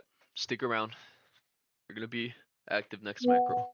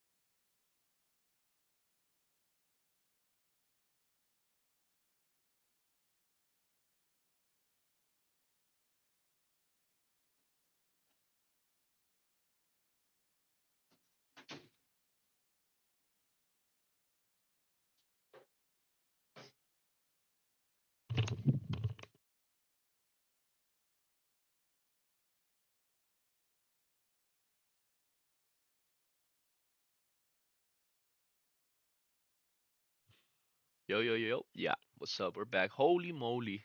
Holy moly. Good thing we did not re-enter, bro.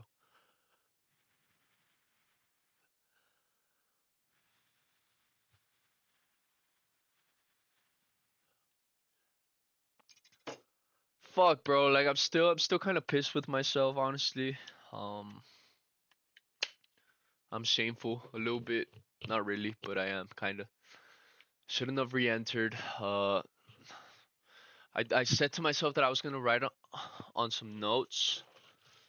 We got some fucking post-its. Um, like just some reminders that I need to consciously make an effort to remember, because whenever I'm I let my monkey brain control me, I just do I'm just so impulsive, you know? I've been telling myself I don't re-enter trades anymore. I don't re-enter. Like re-enter adds too many emotions, too many much more confluences.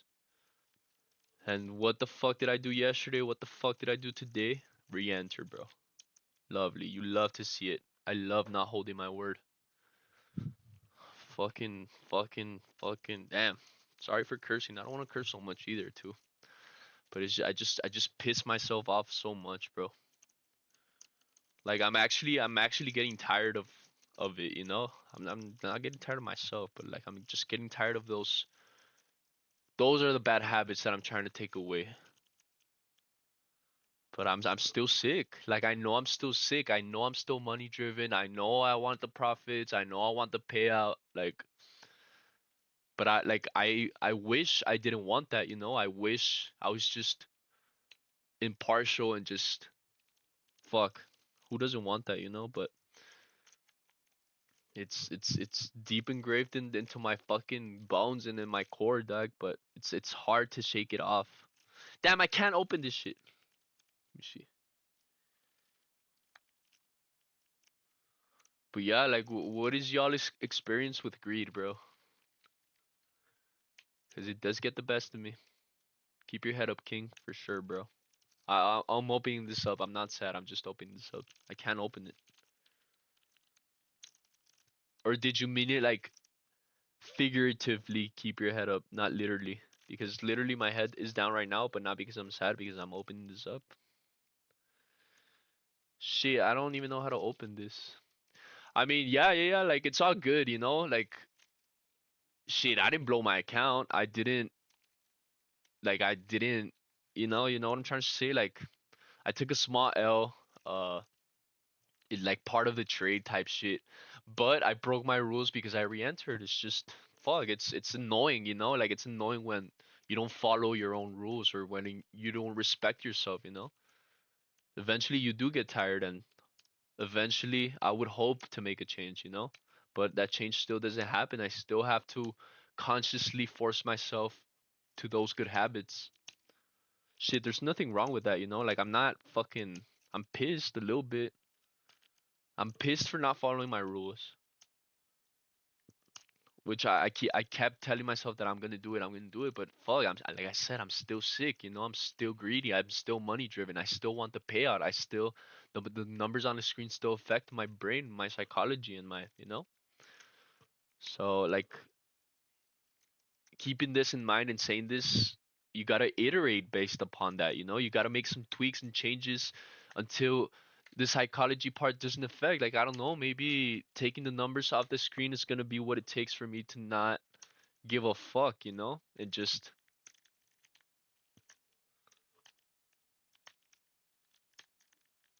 cruise and vibe, which I think is that's what I'm gonna do, dude.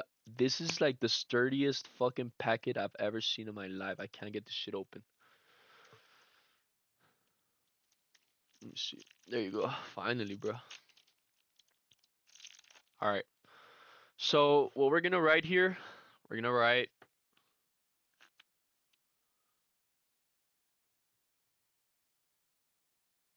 trade management. Trade management. One, do not re-enter. Number two, mm, oh yeah, do not move stop loss before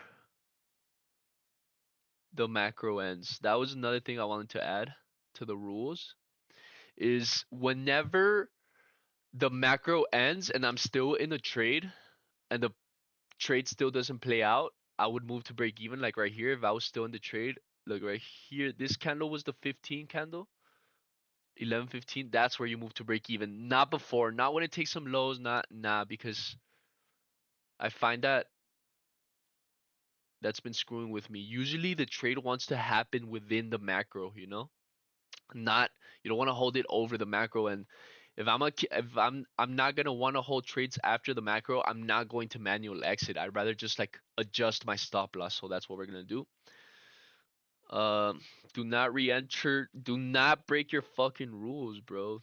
Do not break your your rules.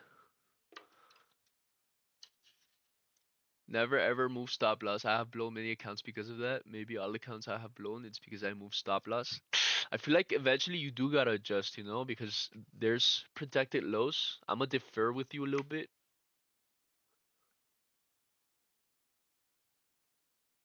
It's right there, and I'm gonna put it right here, bro. Right where I could see it. I'm gonna defer a little bit. It's because okay, so per trade, I'm risking between 200 to 300 USD per trade. So in theory, I'm never gonna blow my account with a stop loss in theory, unless it's accumulative losses, you know? So with that being said, I feel like, for example, this SMT is considered a protected high. Price should not come and tap, even though it already came, which invalidates. But look at how it was respected here, you know? And with that in mind, these two, for example, were SMTs in itself. So this now becomes like a new protected high. And I feel like it's fine to move. Everybody finds their fucking bread and butter, but yeah, maybe not moving the stop loss would be ideal and just let it play out. You know, just like eliminate the human factor out of it. Um, I would have to iterate, but within my psychology, I feel like moving the stop loss helps me keep sane. You know, um, that's just me though. But new macro's about to start. Trump's gonna speak. I don't know how I'm excited, like how excited I am about that, but fuck, we're here. We are here, boys. We got our coffee because it's fucking cold in here. Delicious, bro.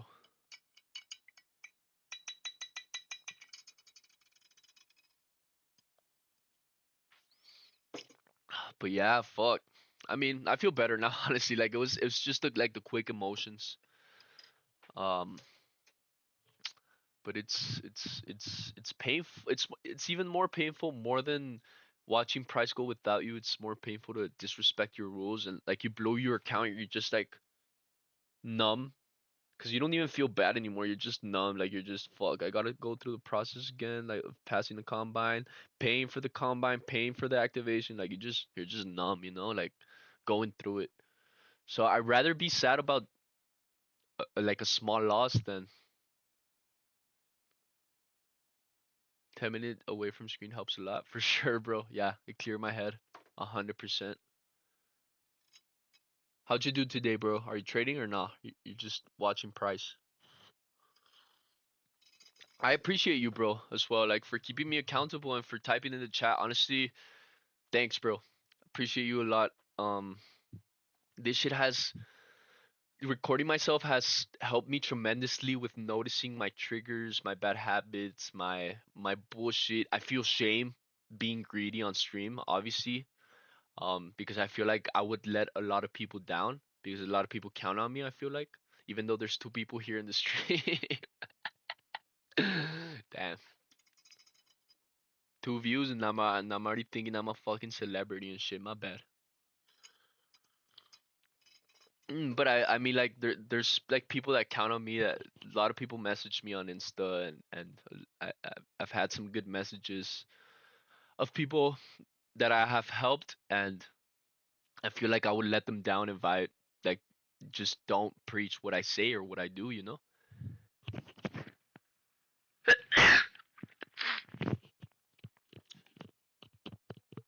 So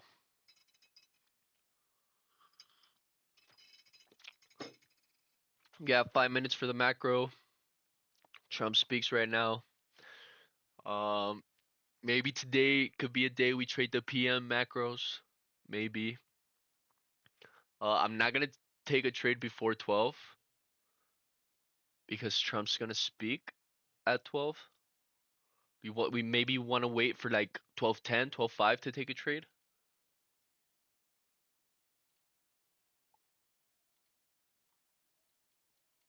But that motherfucker, shit, I want to get banned on YouTube.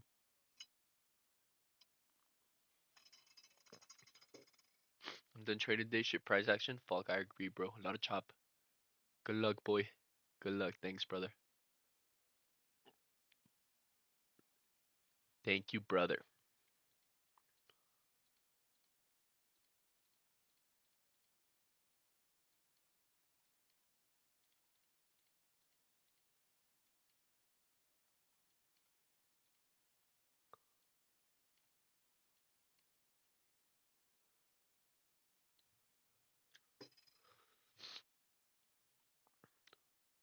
I mean, we could get like a continuation into the buy side if we close above that 1 hour, bro.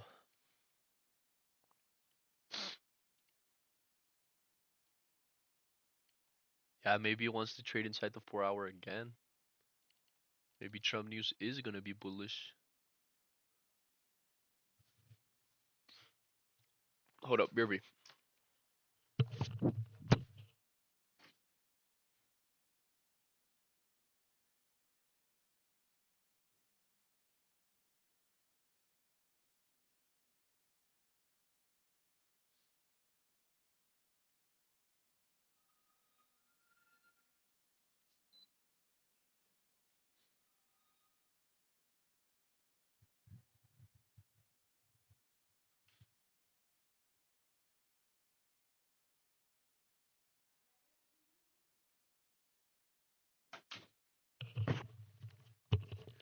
We back, we back.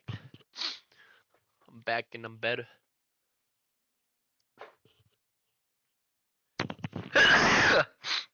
Holy.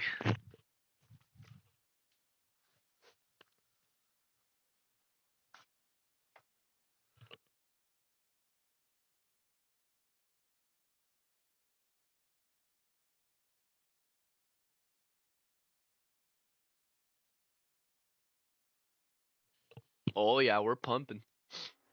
We're big time pumping.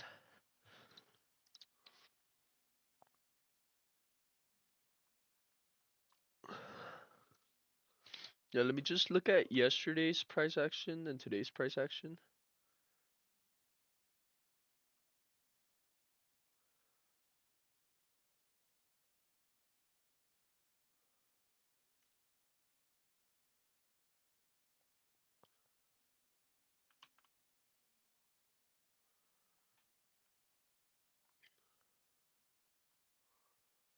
It's pumping. Macro's about to start.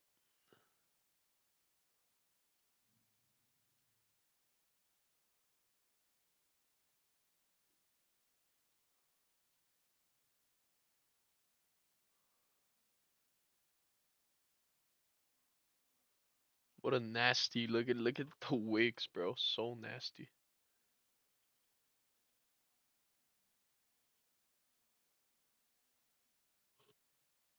Maybe it should have been done for the day, earlier.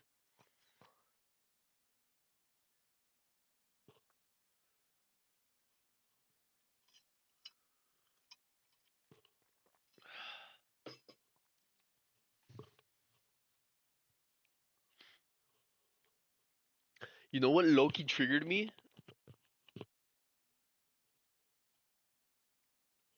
Which is wrong, but I'm gonna say it. I'm gonna say it because I want to point out like my tendencies. When homie said it said I said I'm gonna re-enter. He said no greed. It's just choppy. Better to wait. I was like, now I want to re-enter more. That's there's something wrong with me. There's literally something wrong with me. Like I want to prove people wrong so bad. Why? Like He wasn't saying anything to like to challenge me or to, he was saying something for my own good, and I instantly triggered into fuck. I need to prove this guy wrong. Like I need to re-enter now. God, I'm so greedy, bro. Fuck.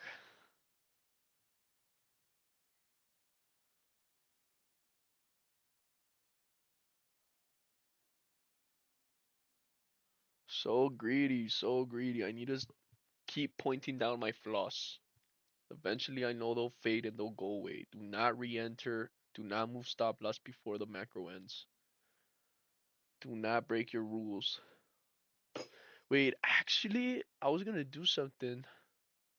I wanted to do trade limit of 3 trades per day, forcing me to take 1 trade per macro. I was gonna do that. Macro started. Realistically, where does it want to push towards? Like this could be a good target right here. Damn, it's so nasty with all the executions. Let me take it off real quick.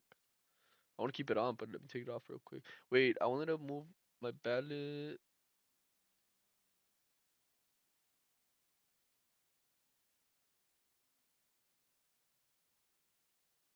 Everything, everything. I don't want to see nothing, bro.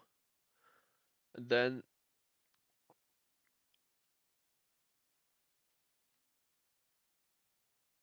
uh, I wanted to change it to percent. Percent. Let's see.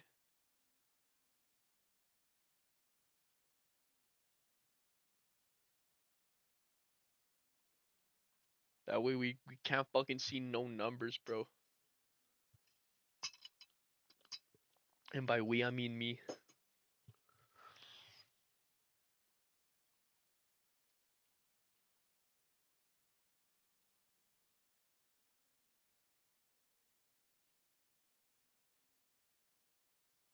Oh yeah, look at the volume coming in. Do not be in the trade right now. Oh, that's so sketchy. Let me find out where Trump's gonna speak.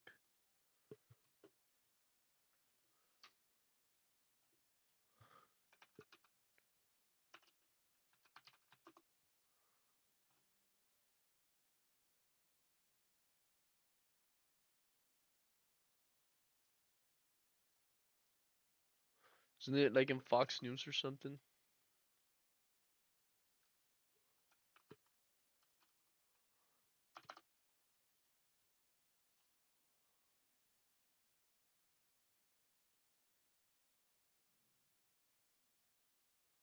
Isn't Trump speaking right now? Wait, am I still recording? Fuck. Trump speaking. Trump.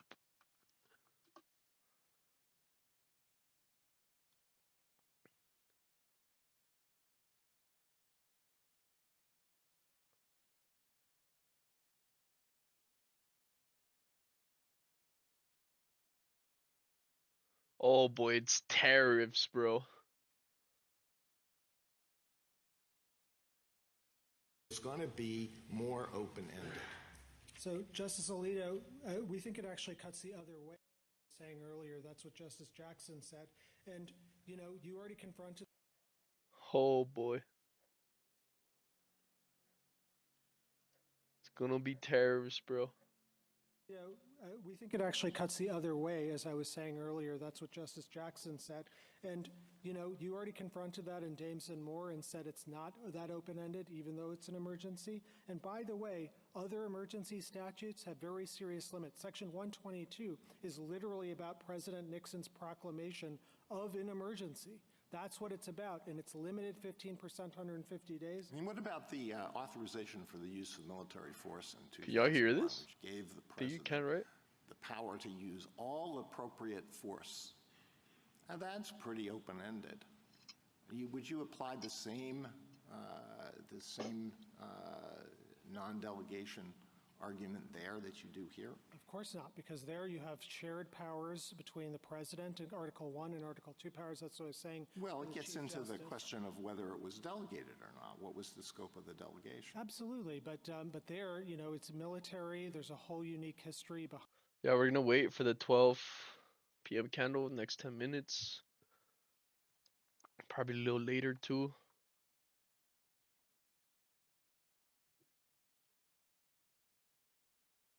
Yeah, we're starting to get some 5-minute price action now.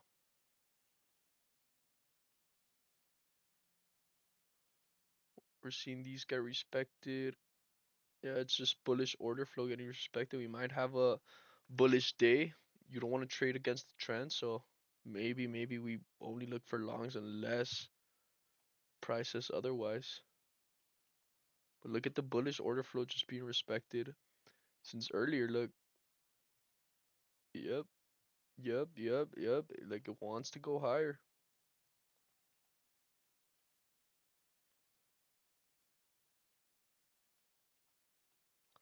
Clearly wants to go higher. This could just very well be manipulation, you know? Maybe we wanna get these highs.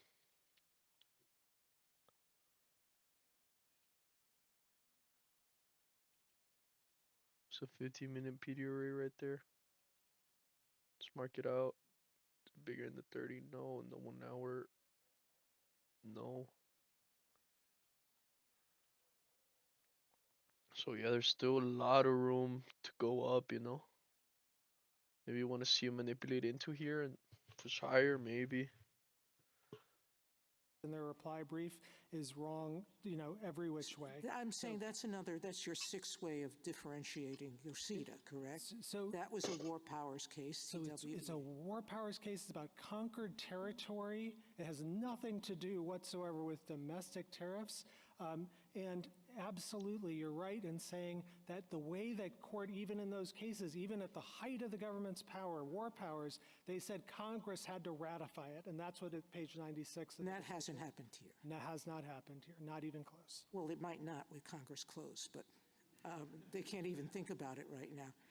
I'm going to assume, and maybe he can shake his head yes or no, that Justice Kavanaugh will ask you to go to Algonquin, which you didn't answer, and he's shaking his head. So I'll let him do that part, okay? Excellent. Algonquin, Your Honor, is, under... No, I'll let him do it. Oh, sorry. He can... That was his question, but I want to make sure you get to it. We'll hear from Justice Kagan first. I have one specific question, one more general question. The specific question is, does it matter in the way we think about IEEPA, what Congress thought it was doing in IEEPA, what IEEPA in fact did, that at the time Congress thought it had available to it a legislative veto? I do think it's relevant, at least for delegation purposes, because, as this case comes to the court, the one check that was in there, the so-called compromise, is a legislative veto which now no longer exists. And that's why I said to Justice Alito, this statute now looks unlike any other statute with respect to I guess I'm wondering whether, though, it cuts against you as well, that Congress thought it had a legislative veto, so didn't put in a variety of checks that it might have put in had it not thought it had a legislative veto, and, that's just tough luck on Congress now. Yeah, I don't think so. I mean, Justice Kagan, I think it's a very tough common sense argument to make, because every single delegation of tariff power statute from Congress to the president always has limits, and including, Section 122 passed just right before IEEPA had, in the case of the exact problem that this executive order is dealing with, large and serious trade deficits, it said the way to deal with it is 15%, 150 days. The idea that 3 years later they just said, oh no, junk the rule book, I think is very difficult, and no Congress, I think, would rely just on the legislative veto for such a thing of such momentous importance. As you said to my colleague earlier, why would any president look to all of the different tariff statutes in Title 19 if you can just IEEPA them all, French Revolution them all? General Sauer rests a lot on the president's inherent authority. And I want to make sure I understand your answer to the Chief Justice and to Justice Alito as to where you think that authority exists in a way that actually would affect our interpretation of a statute and where you think it doesn't, and why this falls into the second category, given that, in General Sauer's view, this is obviously what the Chief Justice called foreign-facing. Yeah, so it may be foreign-facing, but there is still no Article 2 power whatsoever. There is no citation whatsoever in the government's brief to any notion that the president has Article 2 tariff authority. Now, look, I will say in wartime, conquered territory, maybe, but this is not a wartime or conquered territory statute. This is, or a use of the statute. They are tariffing the entire world in peacetime, and they are doing it, asserting a power that no president in our history has ever had. Even Justice Kavanaugh's example of Nixon, really far more limited, didn't blow past Congress's limits, as was said in Yoshida. Damn, they're This is thrashing a Trump. whole different animal. And maybe Congress has that power, as I agree with Justice Gorsuch. I don't think that it does, but boy, they got to say so really clearly. And here, there's nothing like that in the text of AIPA. Thank you. Justice Gorsuch? Well, I don't know if I agree with what you say, but at any rate, back to the plain language, and just stick with me for a moment. You know, the Constitution says that Congress gets to regulate commerce, and everybody understood that meant and included the power to tariff. Story, Madison, okay? So that's sort of a problem, right? Regulate is a capacious verb. And then you've got the otherwise language as well, which we've sort of discussed. And just on the plain language, forget about the backdrop of major. Do you need major questions to win? I kind of think you might. No, I don't think so. I mean, if we did, I think we'd win for reasons expressed, but I don't think so at all. So, Justice Gorsuch, our position is not that regulate can never mean tax or tariff. Okay. Our brief at page 15 gives you an example. A president may regulate cars coming in to the city, and then if it adds by charging tolls or something like that, absolutely, in context, it does. Here, the context you're referring to, Story and so on, says nothing about this case. That is the constitutional context about Congress's use of power. But it's part of how we understand language is used, and it's relevant for that purpose. And then when you've got licenses, which are economically the same thing as, would you agree they're basically economically the same thing as tariffs? Sometimes they can be revenue Okay, so you've got raising. something that's economically identical to a tariff authorized by this statute. Where does that leave you? So let me As a matter of plain let me take language. the question in two parts. One is about the word regulate, and the other is about licensing. With respect to the word regulate, when it's used in the constitutional sense, it's very different than the sense in AIPA that my friend is asserting. When we're asserting AIPA, we're talking about a statute that is granting the president massive powers. And so the relevant context that I think you look at in asking the question, what did Congress mean in 1977? The best context, the most natural context is, what does Congress say every time they grant the president such understand that power? part. And then there's just one other point on this. Constitutions are read totally differently. Story and Madison are talking about the constitutional phrase, and as Chief Justice Marshall said in McCulloch, a constitution we're expounding, the prolixity of a legal code is the opposite of the way you read the I Constitution. do follow that argument. Okay. And But what about otherwise? Again, I just really want to make sure I understand. You say that there's a good reason why the Solicitor General didn't make that argument. I'll be curious to see what he has to say about that. But you know, what's your best reasoning why the otherwise language doesn't? because it's only a mechanism to implement the 9 powers, and that licenses sometimes can be revenue raising and sometimes not. Yeah. And so So if licenses can be revenue raising, and you can do this otherwise through revenue raising things, why wouldn't that capture tariffs? So because I think, again, our point to you is that that there's two kinds of licenses come in 2 flavors.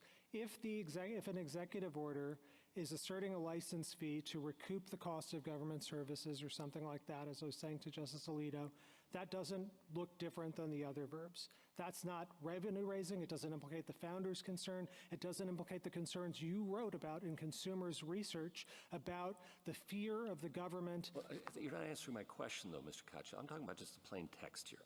And you're moving to major questions or a non-delegate. That's the move you're making, which I think fine, we can consider that. I'm just talking about on the text, okay?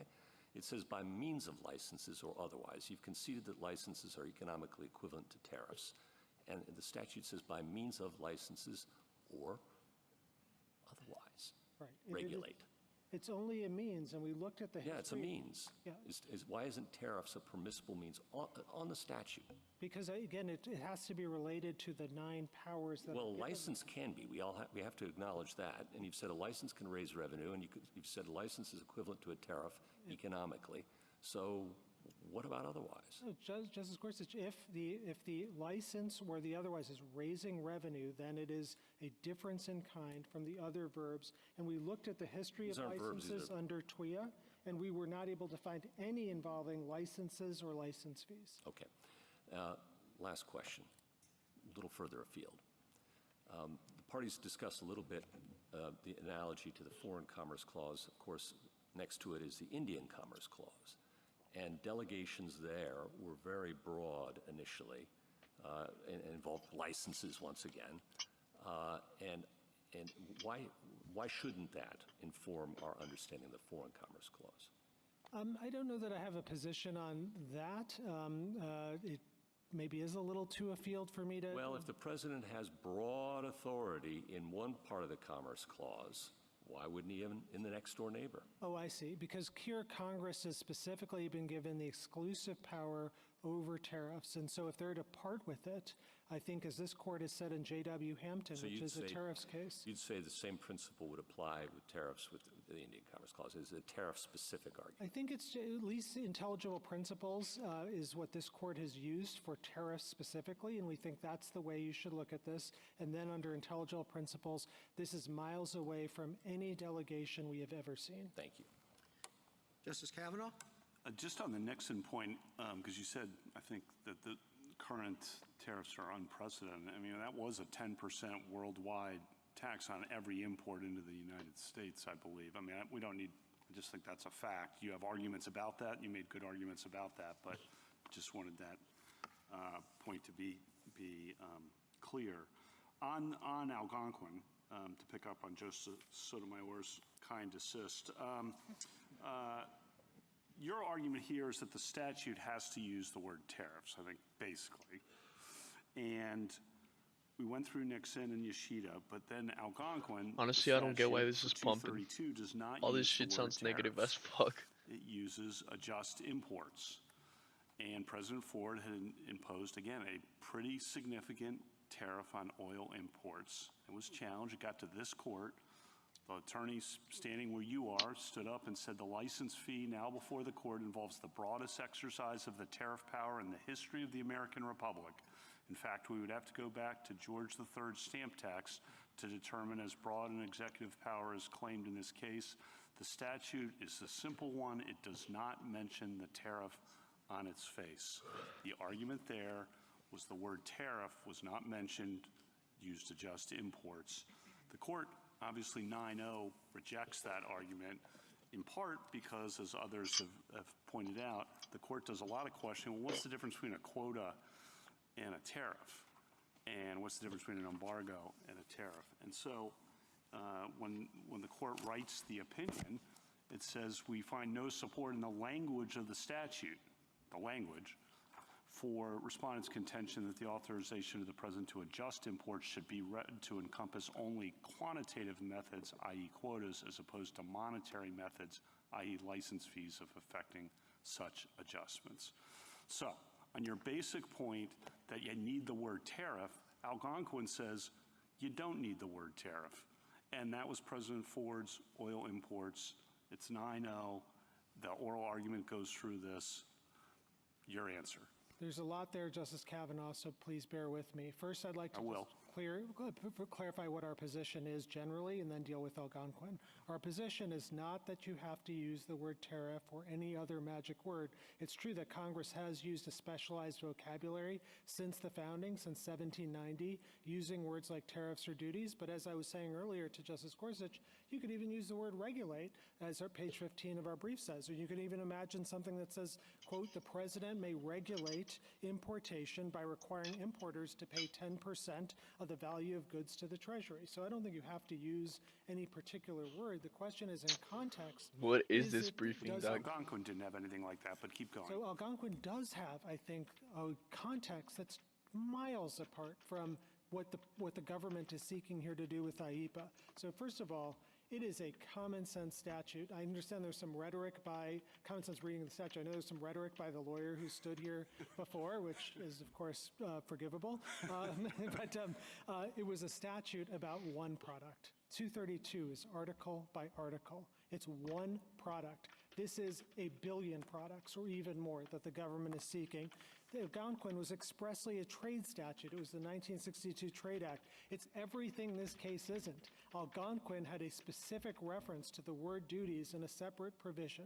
Algonquin had a legislative history that was clear as day that the president was given this power. And I understand this court today doesn't look to the legislative history, but the way Algonquin got to where it was by saying the legislative history, the chief sponsor of the act. I think I'll disagree with you on that. It does a plain text and then says, is there anything in the legislative history to defeat the plain text? So I disagree pretty strongly with you on that, but it doesn't defeat your point. Keep going. Okay, so I'd also say, maybe the most important point, 232, our argument is not just that you have to specifically authorize a tariff with some sort of word, but also that one way of understanding whether Congress is delegating its awesome tariff power, its awesome taxing power, is to ask, are there limits to what Congress has put in? And in Algonquin, in Section 232, the court points to and goes painstakingly through all the limits. The first words of the decision are all about how constrained the statute is. It's a reticulated scheme. The cabinet secretaries have to make certain findings. There are specific statutory factors Congress says the president must look at before acting. There are public hearings. There are limited remedies, quote, to the extent necessary. All of that is in the statute. All of that is in the Algonquin opinion. None of it is in IEPA. That's the problem, and that's why, just like James and Moore, the Algonquin case said this is a very limited decision, limited just to the facts. Thank you. Justice Barrett? So this license thing is important to me. And do you agree that pursuant to IEPA, the president could regulate commerce by imposing a license fee? Sorry, could you say that again? Could the president regulate commerce under IEPA by using a licensing fee? Not a fee. So I should have said this earlier, but license is different from a licensing fee.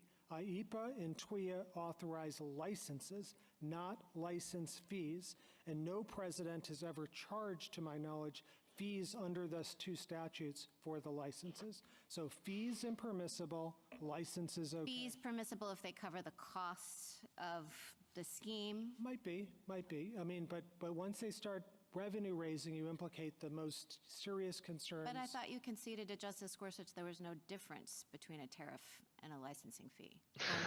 If the licensing fee is What just the I fuck? didn't concede that. So if the licensing fee is just to recoup the cost of government services, They're I think that may ostigating be my boy. okay. I don't think you need to get into it. Here, the government is asserting a power which they say in their briefs to you raises $4 trillion. So you understand the statute to permit licensing in the sense of permission.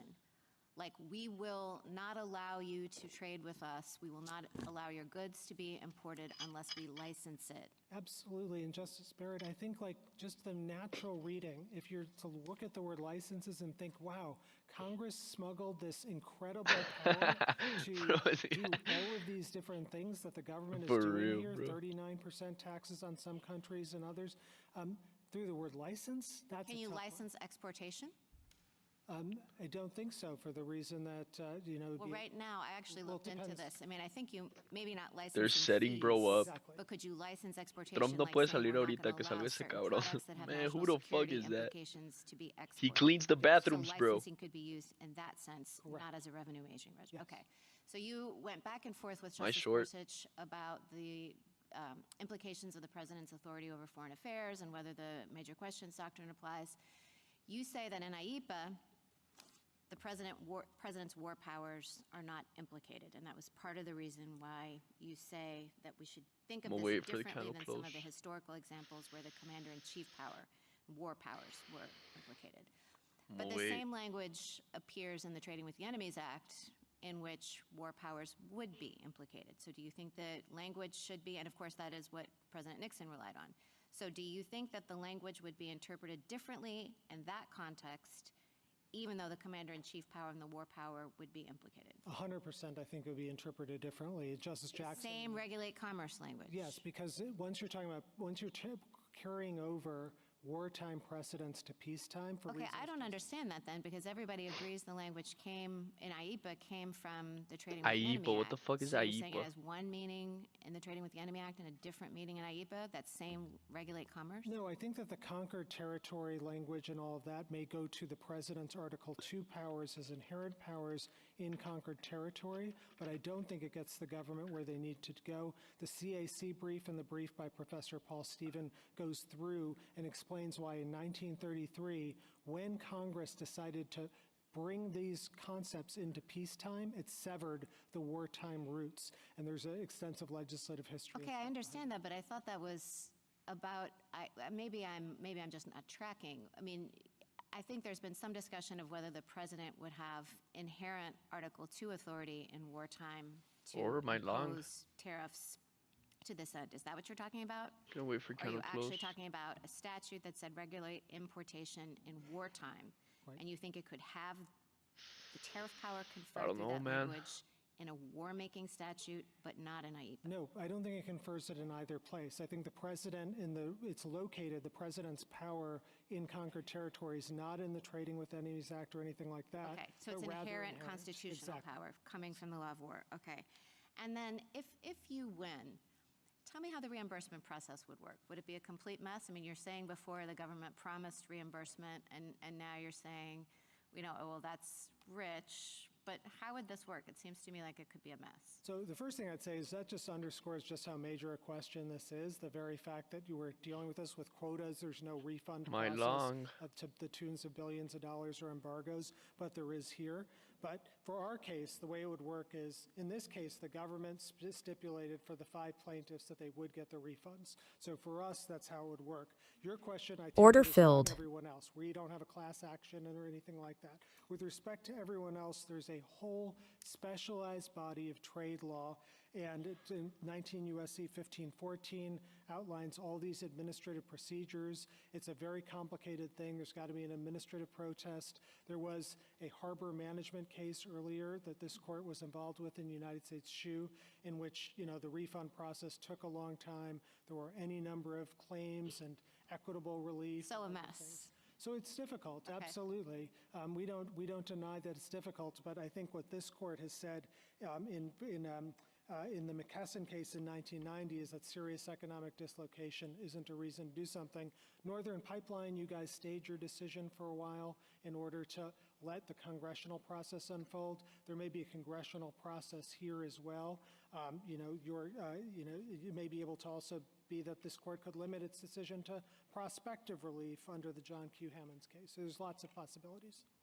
Justice Jackson? Yeah, honestly, So I fuck think the I ticks. read Algonquin differently than Justice Kavanaugh.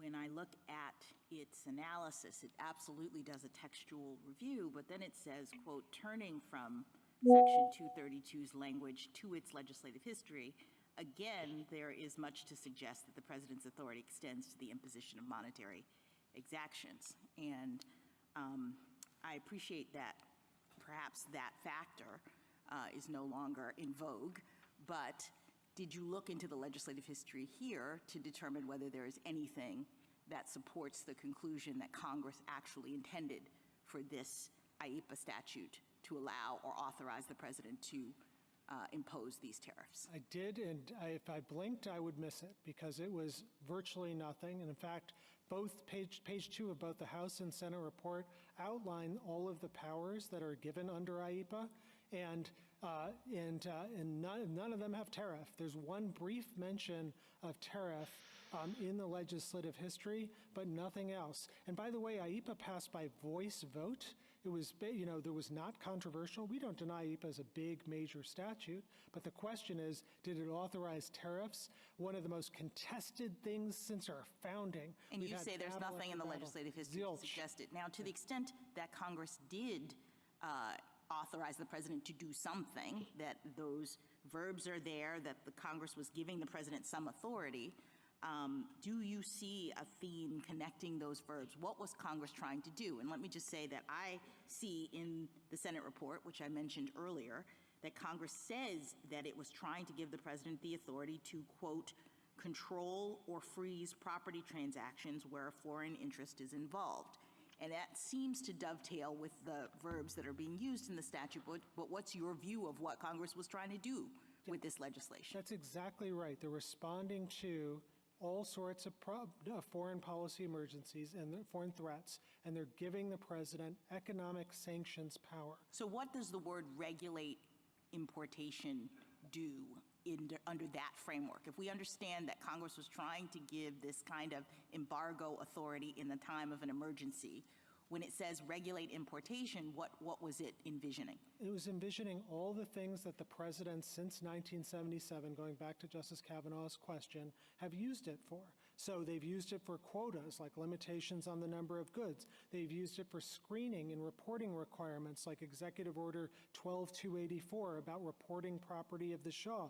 And they've used it for standards, like domestic safety standards, environmental standards, labor requirements. They've used it for embargoes. So all of those are things that I think Congress had in mind in IEPA, and I think the proof of this, that it's not this massive statute that allows the government to do anything, is Dames and Moore itself, because this court rejected the idea that regulate includes the claims extinguishment that was at issue in that case. It's a much more limited statute.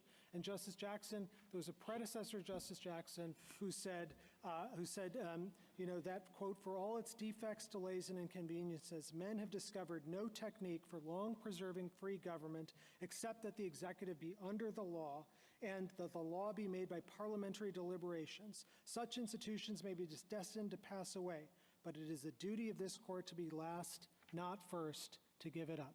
And I take it my friend's argument on the other side is in deep tension with Youngstown and that canonical principle. Thank you. Thank you, counsel. Uh-oh. ¿Va a hablar Trump o qué chingados? Mr. Gutman. Mr. Chief Justice, and may it please the court. I'd like to begin by picking up with the exchanges with Justice Barrett and Justice Gorsuch about licenses and license fees, because I think we ended on the right note, but I just wanted to make sure that at least my client's position is clear on this. Licenses are different from license fees. And I am not aware of any history in the 5 decades that IEPA has been in force of any fees charged for the licenses under this statute. This is a statute that licenses can be used, for example, the president might ban certain transactions with a foreign country, but then grant licenses to do them for humanitarian reasons. But as far as I'm aware, there's never been a fee charged for that. And I do welcome the court's questions. But I think I just want to make absolutely clear. I think the question is, what does or otherwise do?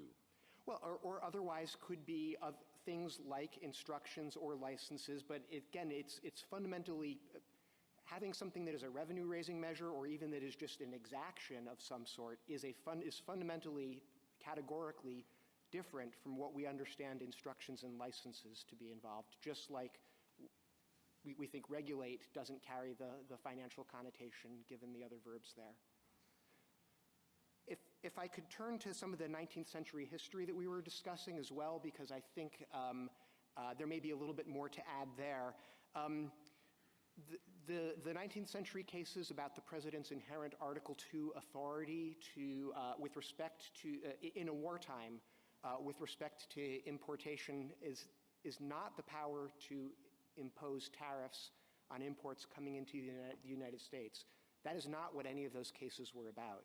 They were about the president's power, in a wartime as an occupying military force to impose tariffs in occupied territory, that in Mexico, in the Philippines, in California.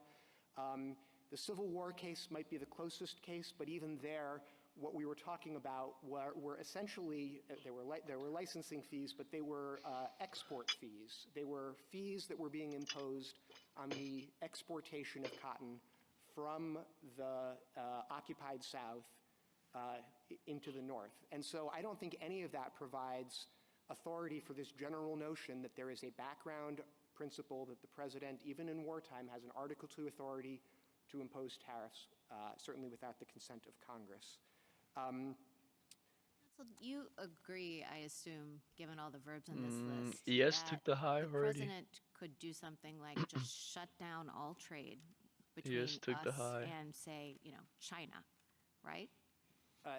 Yes, I not mean, there really. are other limitations. Still missing. Okay, so doesn't it seem, and I think this is one of the points that Algonquin makes, and I think it's a point that Justice Kavanaugh was making, doesn't it seem then, I mean, I don't want to use the phrase lesser power, lesser included measure, but Are we doesn't to it break seem like even it would make once sense then that high is Congress taken? would want the Probably. president to Once use ES something takes that it, I'll was probably less, move to break even. weaker medicine than completely shutting down trade as leverage to try to get a foreign nation to do something? And the Yes, still president can didn't in the form of, take. for example, quotas.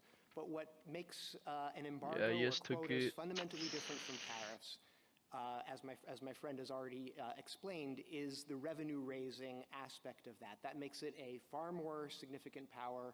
It creates additional danger. Are you looking at ES or no? And I think the other point, as Justice Jackson was pointing out, is that it cedes control over whether the transaction occurs from the government to the individuals engaging in this transaction. And that is not what IEPA is intended. What makes something revenue raising?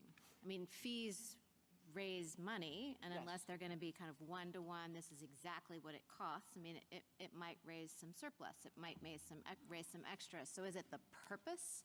If the purpose not liking of that the fee SMT. or the tariff is to raise money, I don't is it think the purpose that makes it revenue raising, or is it just the fact of surplus created that goes to the Treasury? Like, how do we decide this? Yes, I think it's the effect. And to be clear, I think there would be a serious difficulty with interpreting any of these words, even to allow revenue neutral exactions here, because none of them, and again, as far as I'm aware, IEPA has never been used in that way. But I don't Not think even this- a processing I have fee? to take a piss, bro. I am not aware of any use of I'm that looking at sort of, ES here on the side. under IEPA. But even if that is permissible, I think that's You just permissible tapped the precisely high, because but it didn't, like, doesn't have take the it. effect of raising revenue. It's just Mr. equal highs. Katyal, referred to common sense several times. So I'm still And I wanna expecting pick to up on push Justice higher. Barrett's question, because your interpretation of the statute, as she pointed out, would allow the president to shut down all trade with every other country in the world, or to impose some significant take a piss. Let me take a piss. quota on imports from every other country in the world, but would not allow a 1% tariff. And that leaves, in the government's words in its brief, an odd donut hole in the statute. Why would a rational Congress say, yeah, we're going to give the president the power to shut down trade? I mean, think about the effects. But you're admitting that power's in there. Yeah. But can't do a 1% tariff. That doesn't seem, but I want to get your answer, to have a lot of common sense behind it. I think it absolutely does, because it's a fundamentally different power. It's not a donut hole. It's a different kind of pastry. And on that power, Oh, ES already swiped that high. on that power, though, and you've said this many times, and Mr. Katyal too, and look, I get this, obviously, but the court has repeatedly said a tariff on foreign imports is an exercise of the Might manual commerce exit, power not gonna lie. of the taxation power. And I'm Does repeating ES already some- swiped John that high? Marshall said that, and Joseph Story, and Chief Justice Hughes in the 1933 case, and Like, we've just said to that end on the quite a bit of time, 150? which seems to at least undermine a bit your point that it's an entirely different power, because if it is foreign commerce power, it's the same power that Justice Barrett was talking about of just embargoing trade with the entire world, which you admit is in this statute. Well, There are a couple of points in there, and I'll try to get to all of them, but I mean, I think all of us agree that context is what matters here, and that you certainly could use the word regulate to talk about a tariffing power, like you could use it to talk about a taxing power. I mean, we impose taxes for regulatory purposes as well. But I am expecting But NQ to follow. The federal government hasn't identified a single other federal statute that uses the term regulate to authorize tariffs or taxes. That is just a different kind of power. And I thought your point in response to Justice Kavanaugh, it's a different kind of power because the power that's being authorized by this statute is the power to control or freeze trade. Yes, took the high again. That's what Congress was getting at. And so if that's true, then we have to read regulate in that context. That's exactly right. And I think the reason, getting back to common sense as to why a legislature might authorize that, is that you might not fear abuse of that power in the same way that you would be concerned about abuse of a power to impose unlimited taxes with sort of no controlling principles. Well, why is that? Because, I mean, there is a sort of commonsensical intuition that one is, in Justice Kavanaugh's example, that one is greater and one is lesser. So why is that not right? Because, to be blunt about it, there's nothing, one of them there's something in it for the government and one of them there isn't. Actions that bring in revenue. What to do? Are you in the trade or no? Of taxpayers to the Treasury pose a different set of concerns. Our framers were very concerned about that. A different set of concerns. How? I'm Why? expecting NQ to because follow. they bring in revenue.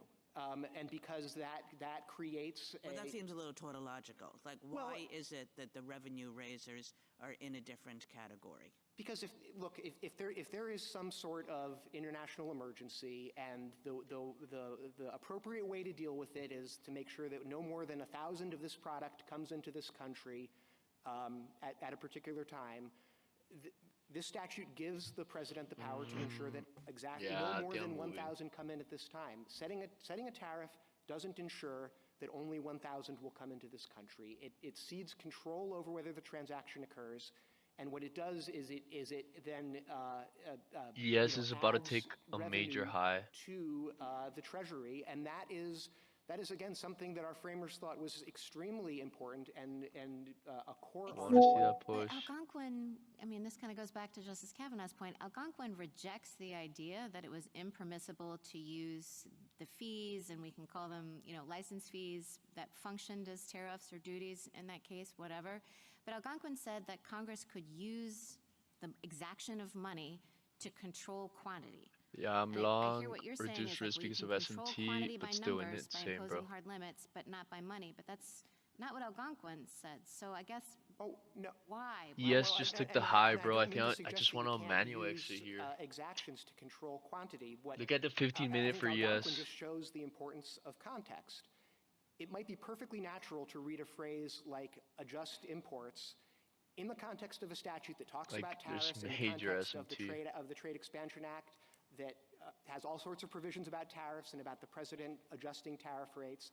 It might be perfectly natural in that context to read a phrase like adjust the imports to be referring to changing tariff rates. It's just as unnatural to read a phrase like regulate importation to discuss that when the statute has nothing to do with tariffs and doesn't otherwise mention tariffs at all. And do you think imposing tariffs is do you think that just blocking all trade is a bigger deal than imposing a 1% tariff across the board? I think it would be a huge deal. It is just a different kind of deal. Algonquin was not a constitutional case, right? Correct. It was a statutory interpretation case. Correct. And so the question there was simply, was Congress actually trying to give, or did Congress in that statute give the president the authority to impose these kinds of exactions? And the court looked at the text. All right, and yeah, it looked look at at the ES. legislative It's swept history in already. which there was a number of clues that Congress had actually intended to do that. Yes, yes, and it looked not just at the text of those specific words, but also the context of what else was in the statute and the fact that some of the factors that the president was supposed to be considering. Keep going. And it would make perfect sense, I think, in a time of emergency for many of the reasons that General Sauer pointed out, that Congress would want the president to have the kind of authority that is imposed when you are embargoing things, when you are stopping the trade, when you are saying, you know, for emergency reasons, we're not letting any of this product come in. I mean, sure, that's a big deal, but the nature of it makes sense in terms of an emergency. I think what you're saying is that the idea that the government would use its authority to be raising revenues in this situation is a different kind of power. Exactly. This is a statute about giving the president control over assets, over transactions, over access to banking. And tariffs don't do that. You said That's something about exactly tariffs right. tariffs in fact cede control over right. those sorts of things. So they sort of undermine the goals and the purposes of this kind of statute. See, we pump. Is that right? I'm Yes, a little that's right. exactly right. I'm break even. From what Same. you said, Go ahead. from what you said, it seems. But to where and have you the said this, that 50% of the reason for 15 drawing a minute. distinction between tariffs and an embargo is the suspicion that tariffs will be used to raise money and therefore to circumvent Congress's power to control. Maybe the 4-hour taxes. high. So it's a question of the risk that's involved. Am I right? Yes. That's what it boils down to. Yes, well, and it's a question of understanding what Congress would have thought what powers Congress would have thought it was conferring. Would Congress have understood the phrase regulated? Well, I mean, the question is, why would Congress say you can impose a quota, you can impose a ban, but you can't impose a tariff? And your answer, I gather, is because when a tariff is imposed, we're suspect about what's going on. We're suspicious about what's going on. We think that what the government is trying, what the executive is trying to do, is to raise revenue, and that's our business, right? That's what it has to be. Yes, and we know that every other time that Congress has authorized... 25822. You're getting into a different argument. Then would you say the same thing if the measure is really about an emergency, an undisputed emergency and a really dire emergency? Yes. Would you have the same suspicion? Yeah, yes, absolutely. And again, I'll Bro, just fucking stuttered on live TV, dog. Emergency powers tend to breed emergencies. Look, Biden versus Nebraska, I think, says very clearly. I really don't think you're answering the question. The question is, would you have the same suspicion when it is perfectly fucking assholes, bro. apparent from context that Bro what sounds nice. the president is trying to do is to achieve a goal other than the raising of money? I think what I'm trying to say is that you have to read the statute the way that Congress would have understood it when it was enacted, not how it is used in any particular case. It may be used for very good reasons in a particular case, but the question is, would Congress have understood itself to be ceding this power with no limits, unlike every other tariffing statute with no limits? I know that point. Let me ask you an unrelated question. For real. Listed some of the things that presidents have done under IEEPA, such as screening imports.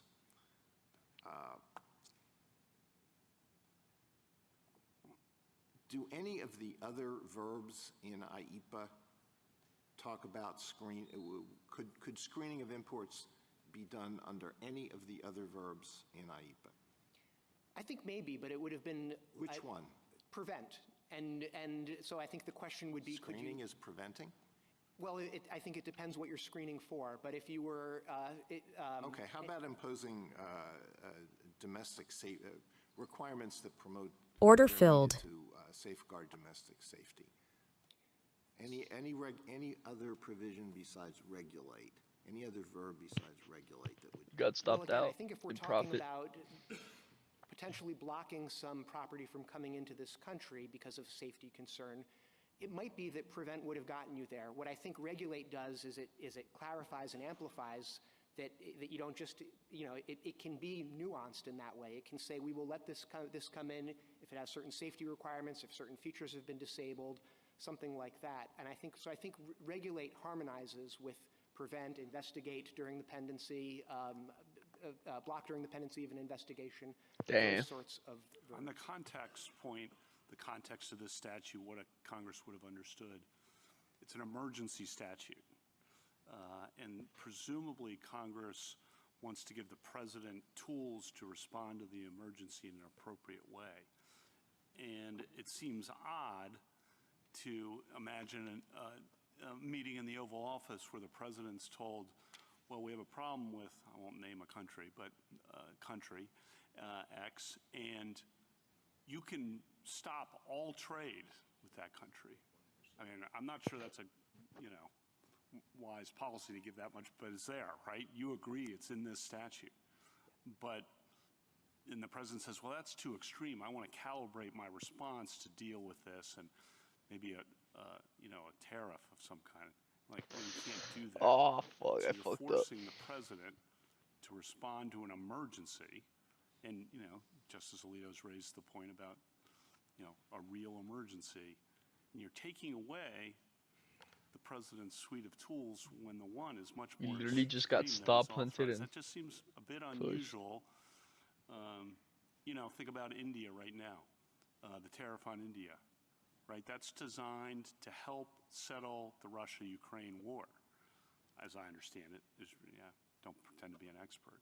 But if that's gone, that's a tool that's designed, talk about foreign-facing, the most serious crisis in the world, and that's out the window. So I just think it's just contextually emergency. It's just a bit unusual to read it that way. I take your response. Taxation's different, and you got to stick with that line.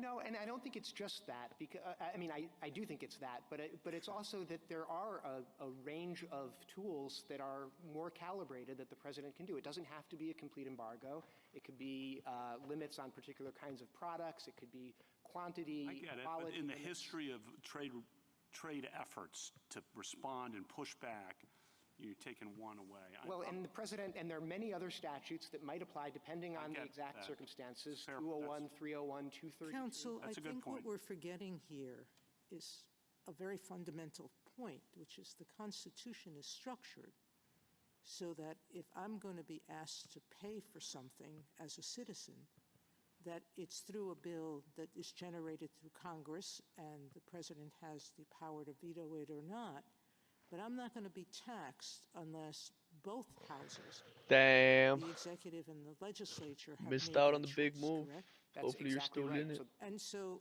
there is something, it's not just the taxing power, qua taxing power.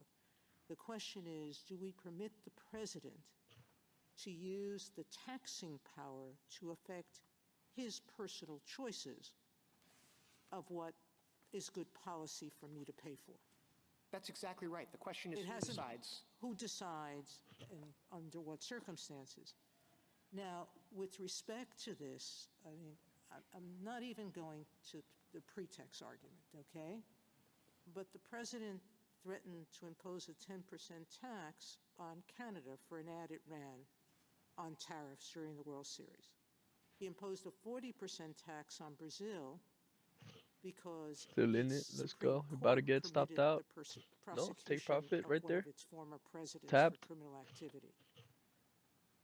The point is, those may be good policies, but does a statute TP, that let's go, gives, bro. without limit, the power to a president to impose this kind of tax, Did you just start a does combine it or require what? more than the Or word is it like regulate? 2 days, 3 days in? Exactly. That's your point. Yes.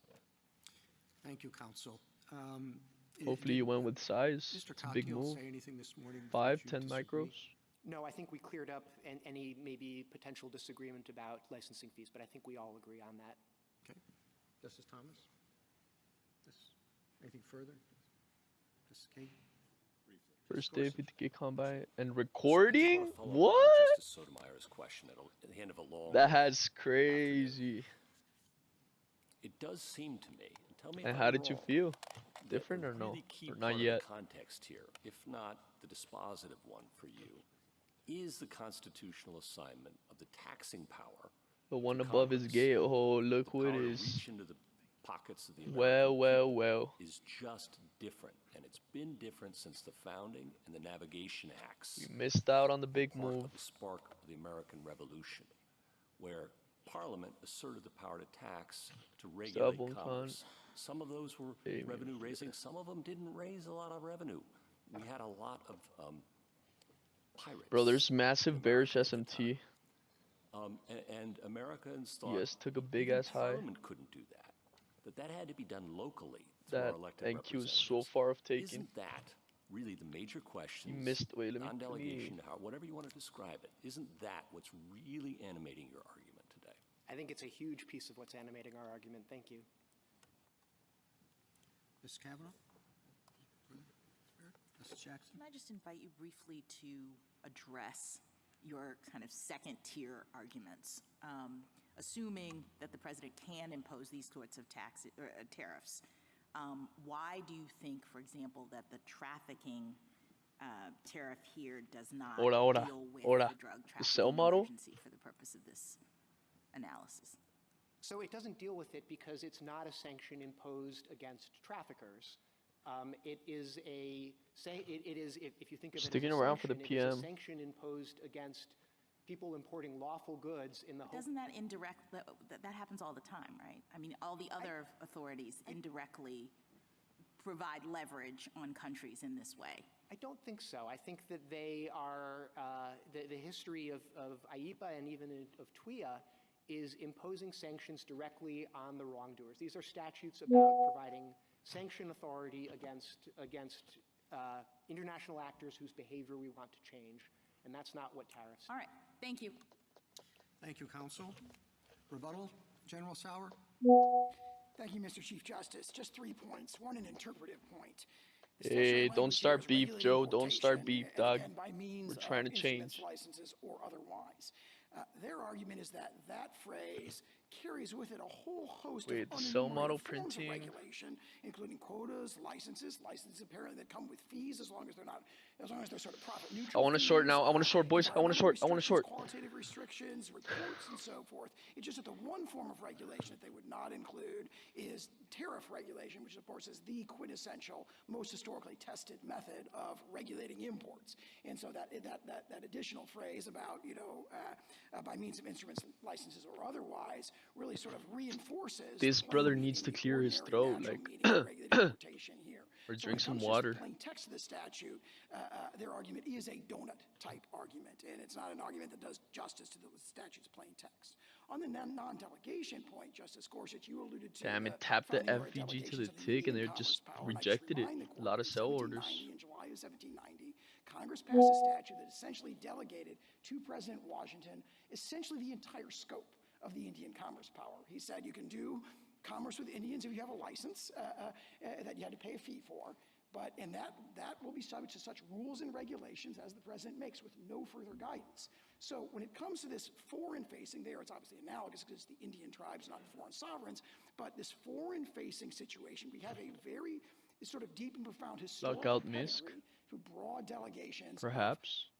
The regulation of commerce, Perhaps, Brody. Foreign commerce power, in that case, the Indian commerce power. And that ties, I think, to what I take to be the main 250 theme date of already. the arguments on the other side. And I think that Mr. Catchall started by saying tariffs are taxes.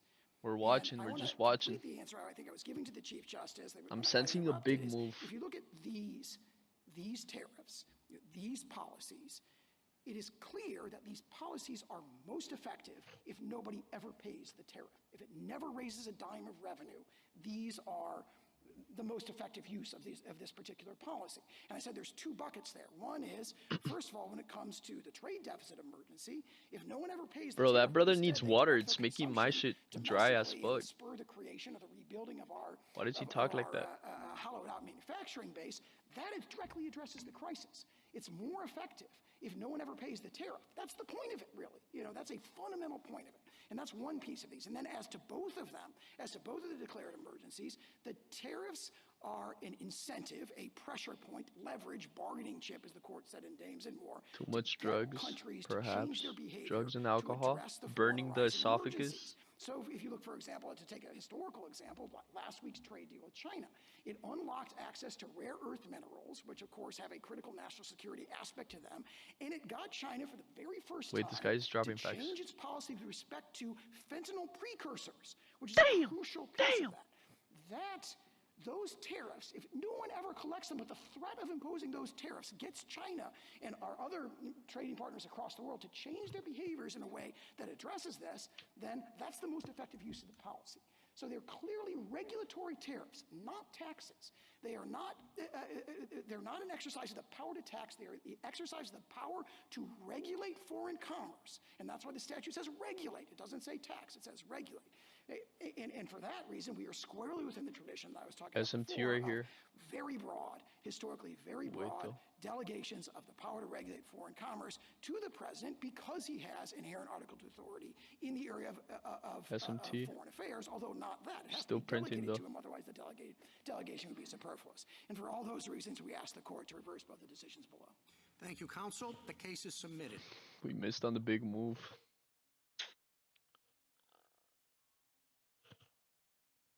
There's SMT at the highs.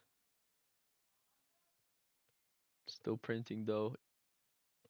Usually ES was the one leading, but now it's not. Massive SMT. Trading inside of 15-minute.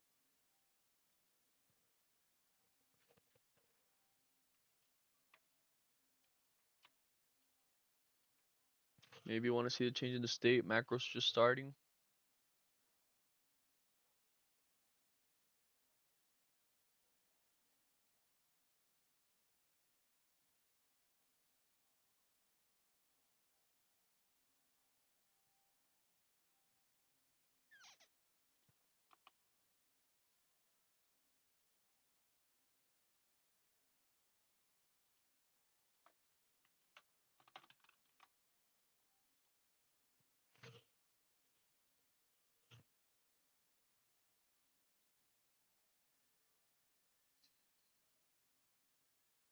ES already gave me a change in the state.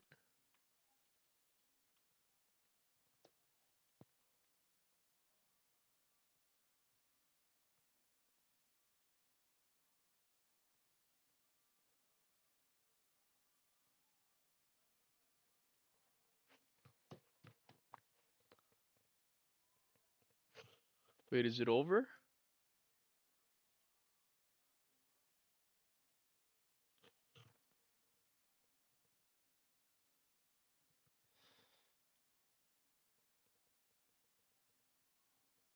But yeah, I kind of want to short this, bro. But I don't want to do that to you. It's gonna fuck with you. And it's not my intention to do that. Am I married with a bias? Maybe. Maybe I am.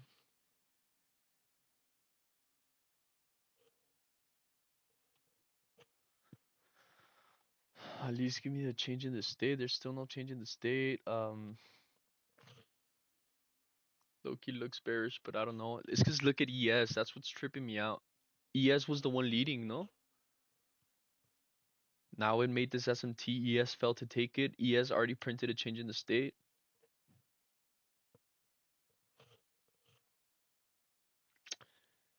Want to see NQ print that change in the state.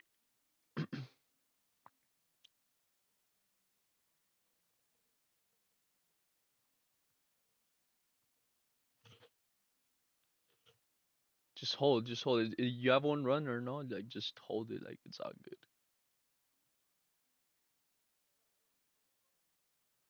Just look, ES is, I mean NQ's failing to break this low, so we could still see the bull run. Just a little sketched out that ES is not leading anymore. Runner stop is at 2809.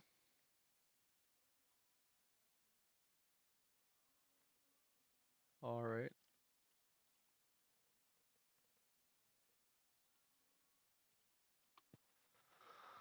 A little sketched out. It's macro.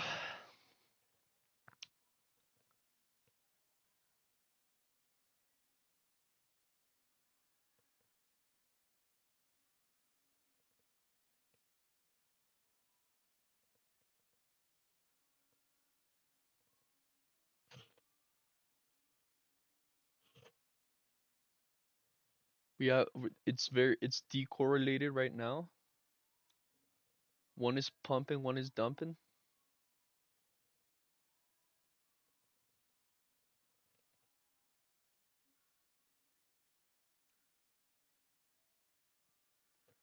Might short, bro.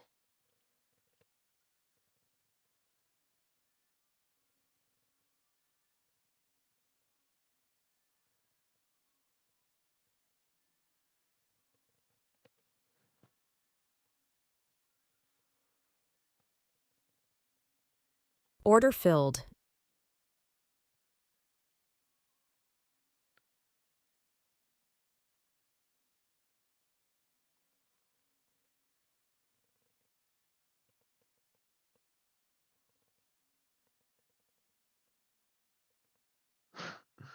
Oh no, we're trying to catch a falling knife, maybe.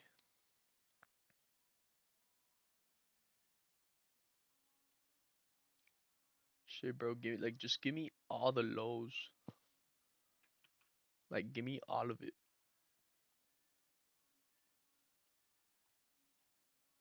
Imagine we just like retrace this whole move, like 10 million points.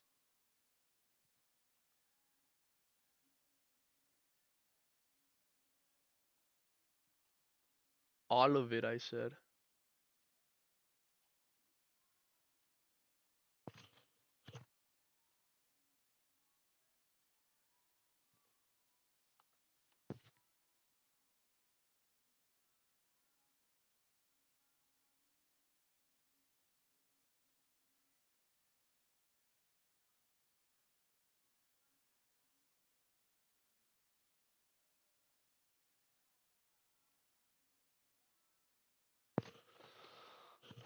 Nah, me mamé con ese TP.